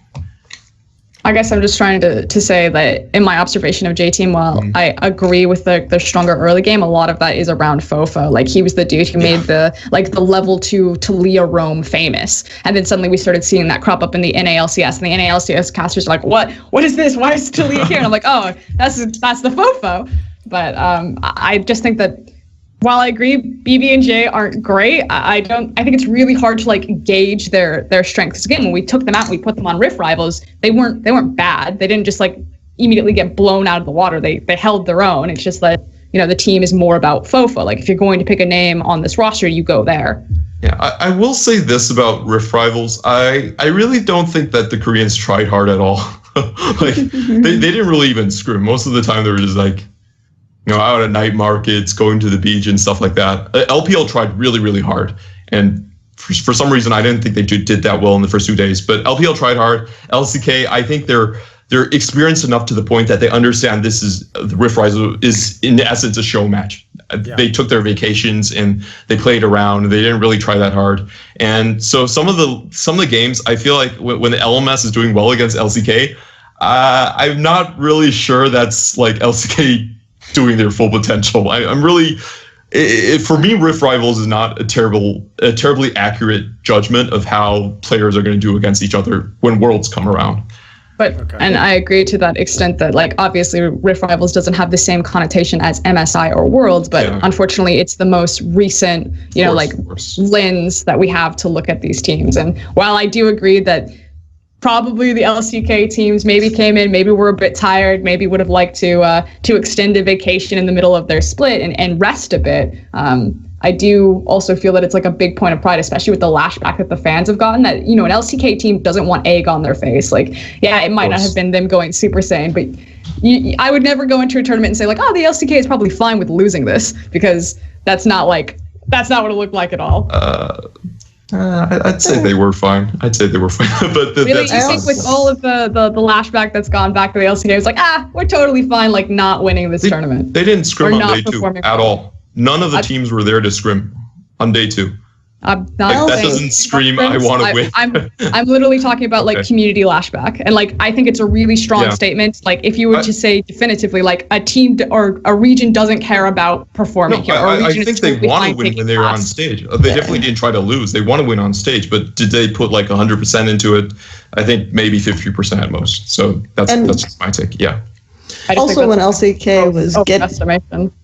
I also think when LCK was getting into trouble, it was later, so they didn't necessarily have time to say, oh no, we haven't like scrimmed enough and readjust at the last minute, because it was kind of a surprise near the end. But also to not take a lot away from Rift Rivals, I do think that some of the LCK teams were struggling going in as well. And we're looking at Rift Rivals as a reset. Like KT said that they really needed to refocus, and they were having a lot of issues that I think they fixed to an extent towards playoffs. And Samsung also, I mean, Samsung have been kind of bleeding all over the place for a little bit. So I think that was something to note as well when you're talking about it. So I don't think it was just that they were performing below what they wanted. It was just they were legitimately trying to figure out what they were doing wrong and maybe trying some different things at Rift Rivals as well. And that probably also led to some of the strange upsets that we saw. But I think that's totally fair. I'm saying that, like, again, you have to be really careful of saying like a region or a team doesn't want to win or doesn't care about winning here, because like, yes, it's fair to say that they would like to win. Yes. Yeah. I don't think things. Yeah. Okay. I'll readjust. They wanted to win, but they probably didn't try as hard as they could. They didn't do everything they could have done, though. Yeah. Okay. Which, if anyone's watched my video, I Just Want to Win, on Thorin's YouTube channel, is exactly the distinction I make. So, shout out to my old video where I actually preempted everything you just said now, but years in advance, and without having a strange accent. Right. Here's a question for you, Clement, that has always been a question on my mind about the LMS that no one ever talks about. So in the old days, when there really used to be, at different times, like only basically 2 good teams in the region at all, like the 3rd and 4th teams used to kind of be something of a joke. It always used to puzzle me that the same problem exists that you're talking about now, which is even on those top 2 teams, there would always be at least one player that was actually like noticeably worse than the rest, and sometimes even just a straight up liability, and almost the team kind of had within their style, like, we just play around this guy's problem. So obviously NL on Flash Wolves, at different times, I mean, there's been a few players over on AHQ have had their times when they were a bit off as players. So it always puzzled me that you never had kind of like an attempt to make a super team, or you never had a big transfer between any of the big squads in LMS. In fact, if you think of it now, it's very tough to ever think of a blockbuster transfer that took place between LMS teams of an established star who's good, who went to another team to either improve it or just left his big team before. It's mainly just like the fake retirements or the players doing comebacks that are the big names that come around. There's no equivalent to like Uzi going from team to team to team in the LPL. Why does this never happen in LMS? Why do people just stay in their original core team? Is there a reason? I will say that people have been trying to make it happen for a long time, but sadly, like behind the scenes, I know that that a lot of people have actually been trying to get the super teams together, but they failed for one reason or another. Maybe someone added a couple more dollars to their salary, sponsorship, world's chances, and stuff like that. Are resources an issue? Do these top teams have enough money to lure someone else over? Is it so little that it's worth just sticking with kind of like where you're originally at anyway? I don't think the salaries in LMS, even for the top players, are really that good. Okay. I think in general, NALCS will outpace LMS by a huge margin next year for sure. And I also feel like there was this point in time where a lot of the players were thinking, if I did well at Worlds, then I could hop on the LPL train. There was this kind of stage there, but right now I don't think it's as prevalent. I think the LPL salaries, the big booms for the LPL salaries has also gone down. So a lot of people have kind of tried to get on that train and then missed the train. So that's also a reason why like they chose to stay on their own teams and stuff like that. What would your super team look like? Who would you put on it if you could make the LMS super team? Okay. So I think Raze Gaming and JT could make a super team. And no, just go wait a minute. When you say a super team, like, there's obviously the difference between a super team that are like players are all amazing at all the positions and maybe it would work, or there's a super team like or one that could function. It's whatever would be the best functional team. Now, when you say Raze Gaming and J Team could make a super team, you've really got to clarify what the fuck you mean by a super team, because like none of those players would be on most people's all-star team. Haven't you been? All right, for the last like 45 minutes? I don't know. I mean that team would be able to go to Worlds very consistent in the region. Okay. That's what I mean by creating a super team. And if you want to she means more, yeah. If you could just pick the 5 players, which perhaps individually and as a team would be like the best chance LMS would have to win a Worlds, and obviously no limit on money or personal differences, etc. What would your 5-man team be? How do you construct such a team? Bearing in mind it's probably never going to happen. Put Ziv on Flash Wolves, and that's all you need. But didn't you just say like Raze Gaming and J Team, and then you didn't pick any of their members? No, You're like, what I meant about that. Okay, let me just clarify about the context of like creating a super team. So I've been thinking through the lens of LMS a lot, and what I meant by a super team there was just create another team that can contest the top 2 teams and can consistently go to Worlds. So if J Team and Raze Gaming, if they just traded their mid and jungler over, I think they could be that super team you're looking for, like a consistent 3rd slot at Worlds. Yeah. And also, I think J Team's jungler and mid, if you take those 2 and you put them on HKA right now, HKA would be a super team. We haven't talked about HKA this conversation, but I think they're really an up-and-coming team that is going to shock a lot of people. In their 2nd round, they beat Flash Wolves, they beat AHQ, they beat J Team, they beat all of these teams. And once they traded Godquai for Unified, a much better AD carry in my opinion, their win rate went from 27% to 67%. So it was like a 40% win rate jump. And that's also why you should not trust damage rating from low esports, because they put Godquai as the #1 AD carry in LMS. So a lot of people are going to have this fly under the radar, but I think HKA might be one of the strongest teams at regionals, actually. But the ADC position also dramatically changed between those 2 players, like coming on board. You know what I mean? Like the meta has changed. Like the thing is, okay, take EDG for example. iBoy is starting, and while I think that iBoy is very good, it's very hard for me to immediately jump that he's going to be the success for EDG because he comes in an Ardent Sensor meta. Like obviously, it's super easy to look fucking phenomenal as an AD carry when you've got a Janna with Ardent Sensor sitting next to you and he's just playing like Kog'Maw. It's like, man, this guy's great. Whereas someone like Uzi or Mystic have played, you know, multiple different iterations and multiple different metas and have showcased different like attributes that build up and make a great ADC player. Well, I just think the mechanical disparity is so obvious just from the eyeball test. And when you have a player change, they only made 1 roster change for a 40% win rate change. I mean, that's got to show for something. No, I'm not disputing that. I'm just saying you like took a stat to like build up this guy, and then at the same thing, you're like, but this one stat, ignore that because fuck this guy. Yeah, I guess that is a bit of what I'm saying. Ignore that. I trust your eyeballs. It's fine. Clement, why do you keep talking about HKA? Who gives a fuck about HKA? Wasn't HKA the team that used to be Toys' return team and then did nothing because of those bullshit, I'll say it, bullshit bans of that Reason guy that's ruined it all, even though they definitely would have made worlds that were, fuck the LMS. No, but anyway, what's your opinion on it, Clement? HKA, why do you care about this team? Well, because I think the general level of their players is so high that I think next split, for sure, I think it's a very high chance they make top 3 or make worlds or something like that. Their 2nd round stats were pretty damn amazing. They beat all of the playoff teams. And I'll just go through their roster right now. It's Riri's. They got a Korean import, 800 challenger points, a very good top laner in my opinion. The jungler, Gemini, was not very good in spring, but has recently come up. Mission, who is a good in laning phase, mid laner, but okay in the rest of his stats. They have Unified, who's probably one of the most hyped up and coming players. I think he did win a Rookie of the Split. And also you have Kai Wing, who's always been a good player, and he came back from like retirement.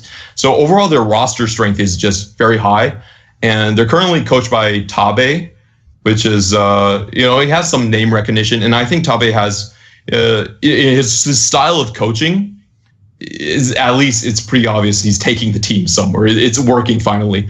Basically what Tabe did was he came on the team and he said that, okay, I'm only going to take 5 players who have the best Korean Challenger ranking. And that really messed up the team very hard at the start of the split. They lost Gear, who a lot of people considered the 2nd best mid laner in LMS because like his ranking was Diamond 2 at that point. Okay.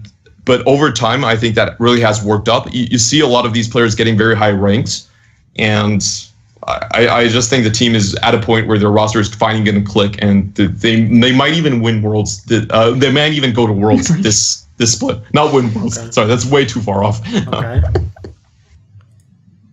It's an interesting point of view, though, because then you get into like the argument of maintaining the ranking and all of the effort that it takes because of how the ladder resets and shifts versus expending that time on actually building synergy like scrims and everything. That's a huge reason why they dropped off. Like, because once Tabe said that, all of the players played like almost purely rank. They didn't scrim at all for a long time, and their rankings were like 7th place for the first round. You know, and I think a lot of problems like HK and Fireball issues, like if they don't get, I personally feel like they might just blow up at any moment right now because they're probably the most blatant example of a sister team that exists currently in professional League of Legends. But if they don't get, nothing happens to them, I think next split they do very well. Okay.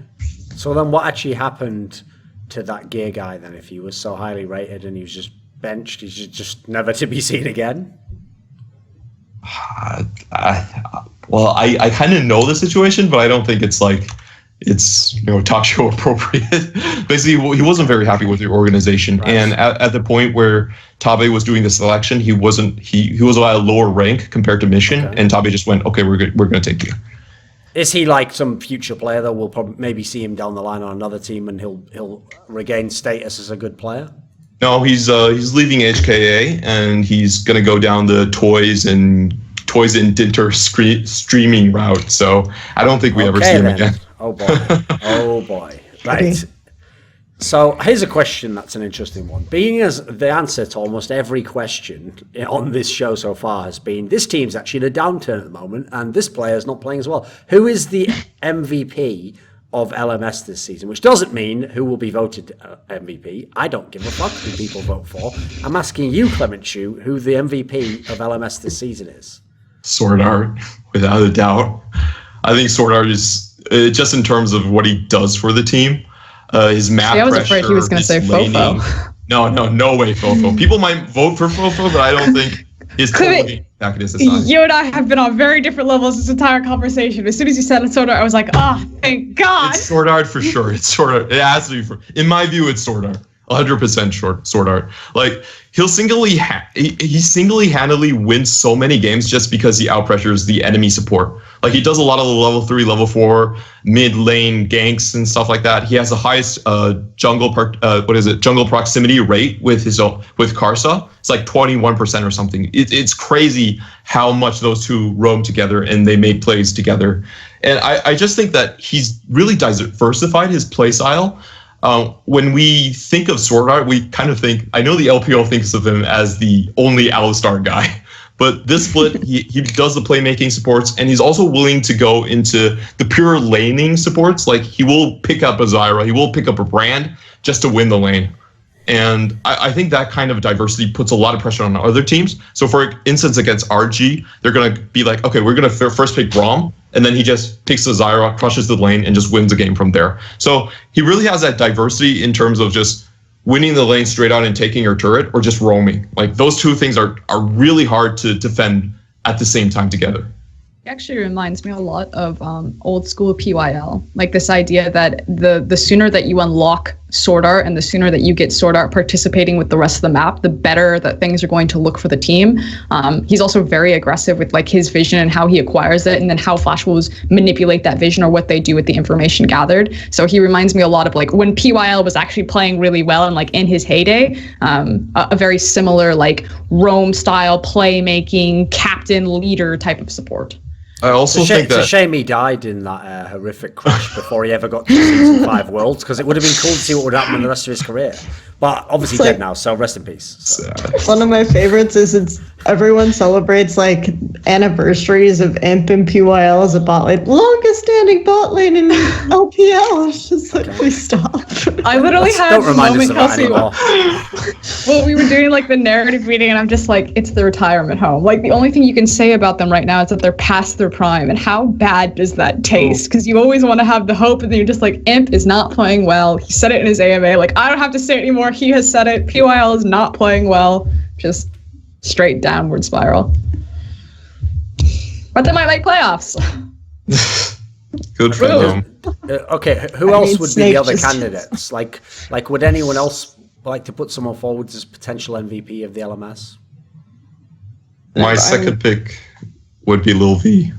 I think just he's a very good player himself, and he also shot calls for the team. Most of the shot call, most of the engages come from him. And I think if you take Lil V out of the RG lineup, they instantly become a near relegation team. I think they go down to 6th place.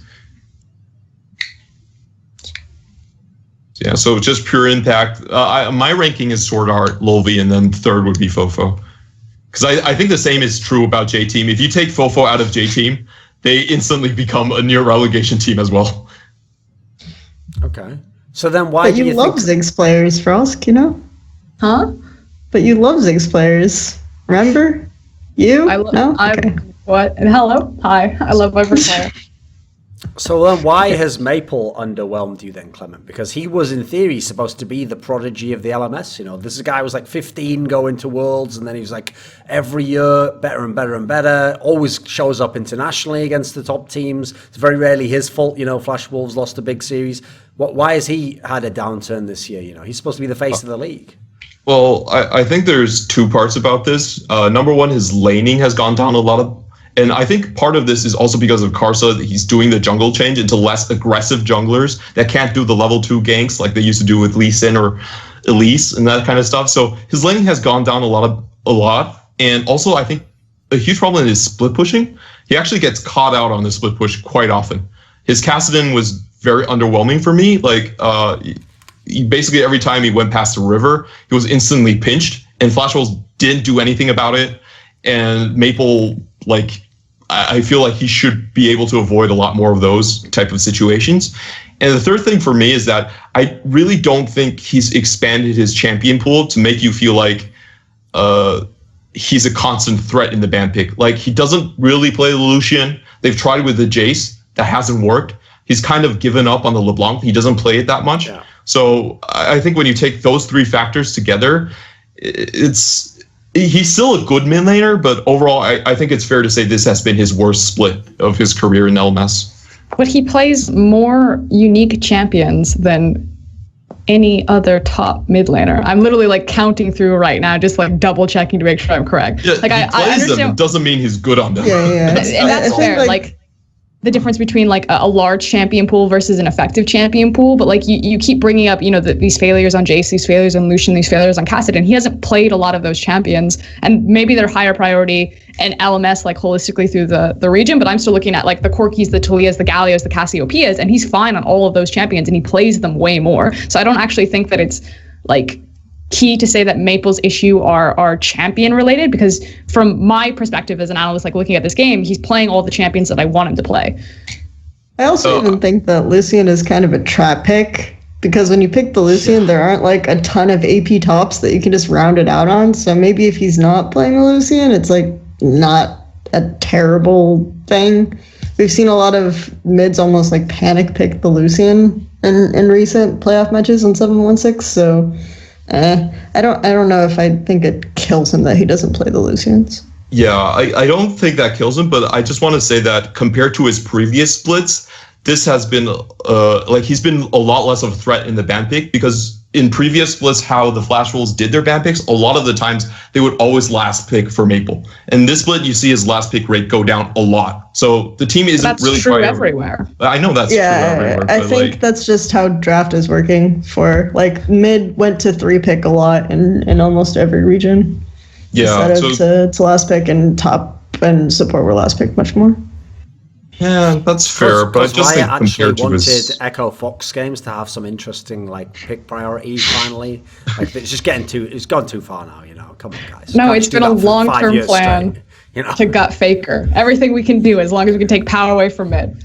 No, I just like, I don't know. I agree that I feel like where our observations are differing is that you are putting much more weight on Maple falling down himself as an individual, and he has only solely to blame for like his individual performances, and you're citing things like, you know, like champion pool or the eye test on specific champions that you want to be more effective in the current meta. And I feel like the actual big problem is more so that jungle, which you have brought up a little bit, like touching on it, how Karsa is reinventing himself in the jungle or changing his jungle tendencies, and that is taking away power from Maple, because obviously if you're not just that 2v2, like if he's not getting the same resources of the jungle in his back pocket, he's not going to look as good. But I think that that's just Flash Wolves having a better read on the meta, because it is very much about support jungle right now. And it's like, no surprise, who's the best player? Who would you give the MVP? Of course it's going to be SwordArt, because the meta is so consistent about making that support look good. And if he fills those shoes that the meta needs him, obviously he's going to shine. So I don't necessarily think that like maybe Maple has fallen down a little bit, but I actually don't think that. I just think that the meta has taken away power from Maple, and he's no longer getting all of the resources that made him great, and people are starting to realize that it wasn't Maple Karsa, it was actually just Karsa. And now how SwordArt is plugging into it, like SwordArt has always been a god, but now he just gets to roam around with the jungle support, and they look amazing. I think it's still really Maple. Like, I think the duo is really Maple, and then Maple enabled Karsa a lot to do a lot of like free, I don't know, they almost always got bot scuttle for free because mid would win. The pressure. Yeah. And so like no one could contest him Karsa making these kinds of plays, because Maple would already be winning the lane. Part of the issue is that I think like you aren't picking these like lane crushing mids as much, and mid goes even a lot more. Also, I think that if there's one thing that I can criticize Flash Wolves for a little bit, it's that a lot of teams are better at transitioning bot leads mid, and that's become like a big thing. And I think that they were good at doing that at MSI, but it kind of, or towards MSI and towards Rift Rivals, but it kind of fell off a little bit for whatever reason. So I think that that's something to look at as well. So I think that a lot of times when they have priority, like they will invade blue buff if they're on blue side or something, instead of going mid and pressuring mid like this. They pretty much fight over every single like micro objective, like a buff or something. As soon as red or blue are spawning, like Flash Wolves are always in. Like SwordArt has already made the correct back. It's already like synced up with Karsa. They're moving in, they're laying down the vision, and then like Kelsey's saying, but I think we're just then looking at it at different lenses. I'm saying it's Karsa that's building up Maple because of how Karsa is manipulating the pressure that Maple creates, and you're saying it's Maple that built up Karsa because Karsa couldn't do any of that because he wouldn't have the pressure without Maple. But if you look at Maple's like top 3 picks, they're Corki, Talia, and Galio. Like all 3 of those champions are just going to like mindlessly push. But then is that Maple or is that the team's strategy? I think Corki and Galio don't win lane in the early levels, which is what I'm talking about. Hard as they did, but like level 4 to 9, it's fine for Corki. Most of the picks, like even Ori and stuff, like had better 1 to 5s into these champions. So I don't know. For me, I think it's like that was where you really saw Maple have a huge impact on the map, and like Flash Wolves were really good in their early game because they could take this really tiny narrow window and just balloon it like crazy. So I think that that's kind of, and just how little I think agency mid lane has and isolation now is a really big thing as to why Maple is looking worse. I think it just, what has enabled Karsa has kind of changed. It used to be mid and now it's support. And that's a byproduct of meta. So, yeah. Just to go back on like... No, I'm not saying Karsa enabled mid though, which I think is partly what you're saying. I'm saying that like mid used to enable Karsa, but now support is enabling Karsa. Okay. I feel that we are saying the same thing, but I'm just waiting for the other. We're probably saying the same thing, so... I think a huge champion pool that was missing from like Maple as well was Orianna. He really did not pick that champion up the entire split. So that kind of goes in, I feel like he can do okay on like the mid roamer type of mid laners. Like basically you said his champion pool, Corki, Talia, Galio. These are all kind of more of the, you push your lane and roam. But when it's the big controlled team fight type of mages like Ori, I think Maple has not really played that type, and that's also changed kind of how they draft. Like you look at Flash Wolves, they rarely pick into the protect the cog kind of type of compositions, or like the shielding type of compositions that enable Betty to do like crazy amounts of late game damage. Because if you look at their stats, you kind of think, okay, so Flash Wolves should be able to play around Betty and build like a 4-1 composition the way Raze Gaming does, but they really have never done that very well. When you look at Betty, most he plays is Varus, and that's kind of to push the lane and enable SwordArt to do things in the other game. But when you think about it, I feel like Flash Wolves could be a much more diversified team in their gameplay style. I guess, I agree with the assessment, but I feel like this is not. It's hard to say for me because I don't know the teams as intimately as you do. Like maybe you've communicated with them and they have the possibility, but like thinking of it logically of if a team plays a certain style of like skirmish, macro heavy, rotation heavy, exploiting like small windows, ballooning them out of control, it makes sense for me that Maple would prioritize pushing and then roaming champions because if SwordArt and Karsa are constantly blitzing into the enemy jungle, then Maple needs to play something that can quickly get there versus, why would we put all of our eggs in the Betty basket when this strategy is working for us? You know what I mean? Like, so it sounds really weird to then hold something against Flash Wolves that they don't play like the Protect, the 8 or the Juggernaut compositions when the ability to, balloon like 7K gold leads off of just taking towers and maybe only having like 3 or 4 kills in a game has worked so effectively for them because they're so much faster, so much more proactive about their vision game, about how they're setting up the creep waves, about how they're exploiting on smaller objectives and smaller skirmishes rather than stalling out, waiting for the big 5v5 and then waiting for their Juggernaut to take over. The reason I'm saying this is because this is a stated goal for the Flash Wolves. After MSI, they wanted to diversify. They wanted to play more compositions and not only all in on mid game, early game, and stuff like that. And if you judge them by that lens, I kind of feel like they really haven't lived up to this goal very much. Like they're still very one dimensional, free SwordArt, and just play like this mid game composition. And when it comes to late game, you can see some of their stats being really inconsistent as well. They have the worst Baron control rate out of any playoff team, which I feel like is kind of worrying. They do make like over aggressive calls and try to team fight too early when they do the Barons, or their Barons actually get stolen. They rush it too fast. So for me, I think their mid game is still very good. Do they take more Barons or do they take less Barons? Because they still take more Barons. They still take more. Because what I'm trying to ask is like maybe if that stat is skewed by them just taking less Barons and closing the game out without needing Baron, and then the Barons that they do contest are then stolen more often, so it would skew that stat. But if they're taking as many Barons as the other teams, then that is an interesting stat. I think it was something I pulled up I think it was the Flash Wolves Rays gaming set, and I was watching it, and it was just like I was watching 3 different streams because LCK, LPL, and LMS were all at the same time, and every time I looked at the LMS stream, Flash Wolves were throwing at Baron. It was like really impressive. It's been a trend this season, so that really stops their snowball from mid game. I really do think they need to shore up their Baron play a little bit. It's very shaky for them. Okay, Clement, let me ask you this then, because one of the points where Froskurinn was like contrasting like how you play the current meta with whether Maple's individual level has gone down, which are kind of 2 different topics.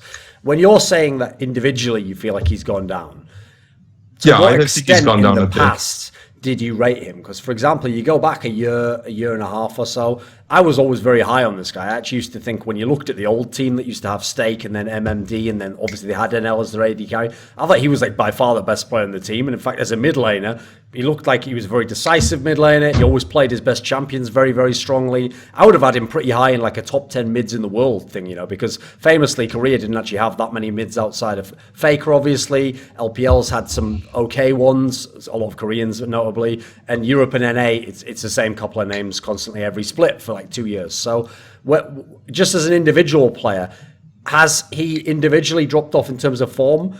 Is that tied in though to the fact that they've got Betty now as a player? How do you resolve that one? I think he's gone down a little bit, and this split more than any other split, you feel like there isn't a must-ban champion against him. Okay. I know it's partially because of the meta, but before when he went to Worlds, you had the LeBlanc, you had the Gangplank, and these were like must-ban champions against him.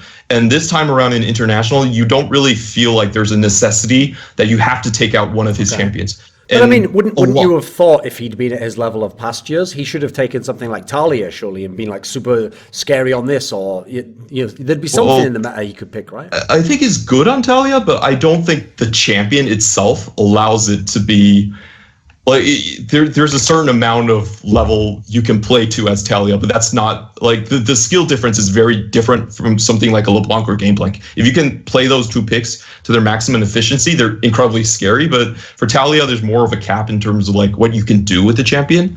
So like I think he's good on it, but I don't think it's necessarily the teams that are going against it are going to go, oh, we have to ban this. Okay. But don't you think it's a bit disingenuous to take power away from Maple simply because he's not drawing target bans? Like, you could then look at the mid laner of Raze Gaming. I can't pronounce his name, so I'm not going to try it anymore. Okay, so let me put a bit more context to the reason why I'm saying this is because in the past, you would say Maple for sure is the #1 player in the LMS. Like, he would get massive offers and people would try to take him away. And the main reason for that is because the amount of impact he had on the ban picks. And I also, sorry, go ahead. Yeah. So and this split, if you're looking for like I'm looking at it from like sort of like a game and a general manager perspective. Okay. Yeah. If it's 2017, you don't automatically throw a bunch of money at Maple. In the past, that was true. You definitely would do that, but in this split, I don't think as a manager you try to get this guy 100%. You could probably diversify and get a couple more guys for similar price. Do you think that the LMS is a region that is good at consolidating talent on correct rosters? No. So Definitely. Do you think then that statement holds a lot of weight? I think it The fact does, that like the managers wouldn't immediately throw money at Maple when they've already shown that they're not great at consolidating talent on rosters? No, because he means hypothetically. He means basically if we were playing fantasy LMS, in the past seasons, if I have the first pick, I would say, haha, I'd take Maple. You take anyone else you want, and I've at least won the first pick part. Whereas he doesn't really mean like what they would actually do in practice, because in practice, they apparently have no clue what the fuck any of them are doing. And somehow, again, it's like just some of the coaching positions in LPL. It's like, I don't know how these guys keep their jobs, you know? I also think it is relevant to bring up again that people just on 715 weren't banning mids. I think on 716 we're seeing a lot more mid champ bans, so maybe that would be slightly more telling. Because if you remember, like this is one of the areas where I do really wonder. Okay, I'll just go out, straight out and say it. Okay, I really wonder how many actually intelligent, like rationally driven people there are in analysis and expert roles, at least in the English-speaking world. Obviously, I don't speak any languages, so I wouldn't make any claims to what Koreans or Chinese people know. But at least in the English language-speaking world, because the problem is, when you have a lot of people doing the same thing, you can get people who can seem like they're really on top of things because they kind of just catch up with the wave. Like the rising tide raises all ships, as the old saying goes. And I feel like as the game gets figured out, as more and more people do work, you can pick up kind of what works from those people, and it's always hard to tell like how much did you figure out yourself, because if you remember when the 5-ban system got brought in, people really were making some of the stupidest comments that I have ever heard. I mean, I realize some people didn't follow Dota, so they didn't understand the premise,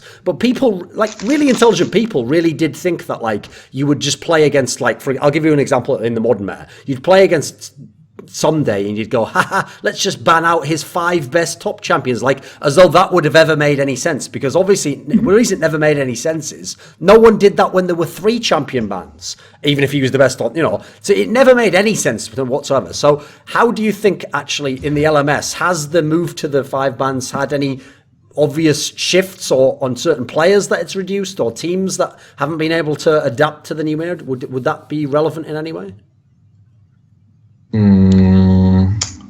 I'm so used to the 5 bans, so it's going to take a while to come up with that. I don't think it's impacted the standings that much, though. Why do you say, have Kelsey, someone that likely as to why Continue, mid? sorry.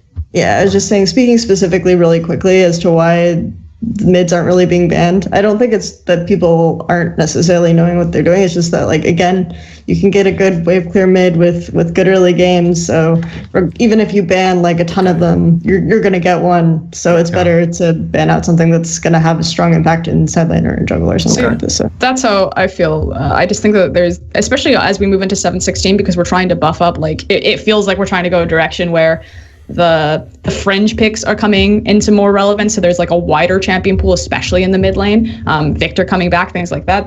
There's almost very little point unless a player has a very small effective champion pool, like in Ray's gaming case, where you can just target ban and then you have like a dramatic drop off in performance to like the next, like fourth pick that they would want. That there's almost very little purpose because you're not trying to sculpt like a 1v1 matchup. You're trying to sculpt like a 2v2 or a 3v3 matchup. I just want to say, like, I think Riot overall has done very well in like expanding champion pools at all roles after the 5-ban system, and that's a huge part of the reason we don't feel it really crunching down on the players that much. Okay, what is there any? Bearing in mind, World starts in like a month. Is there any context on the patch that will be used for that? Will there be another patch before Worlds? Will they use the one that there will now?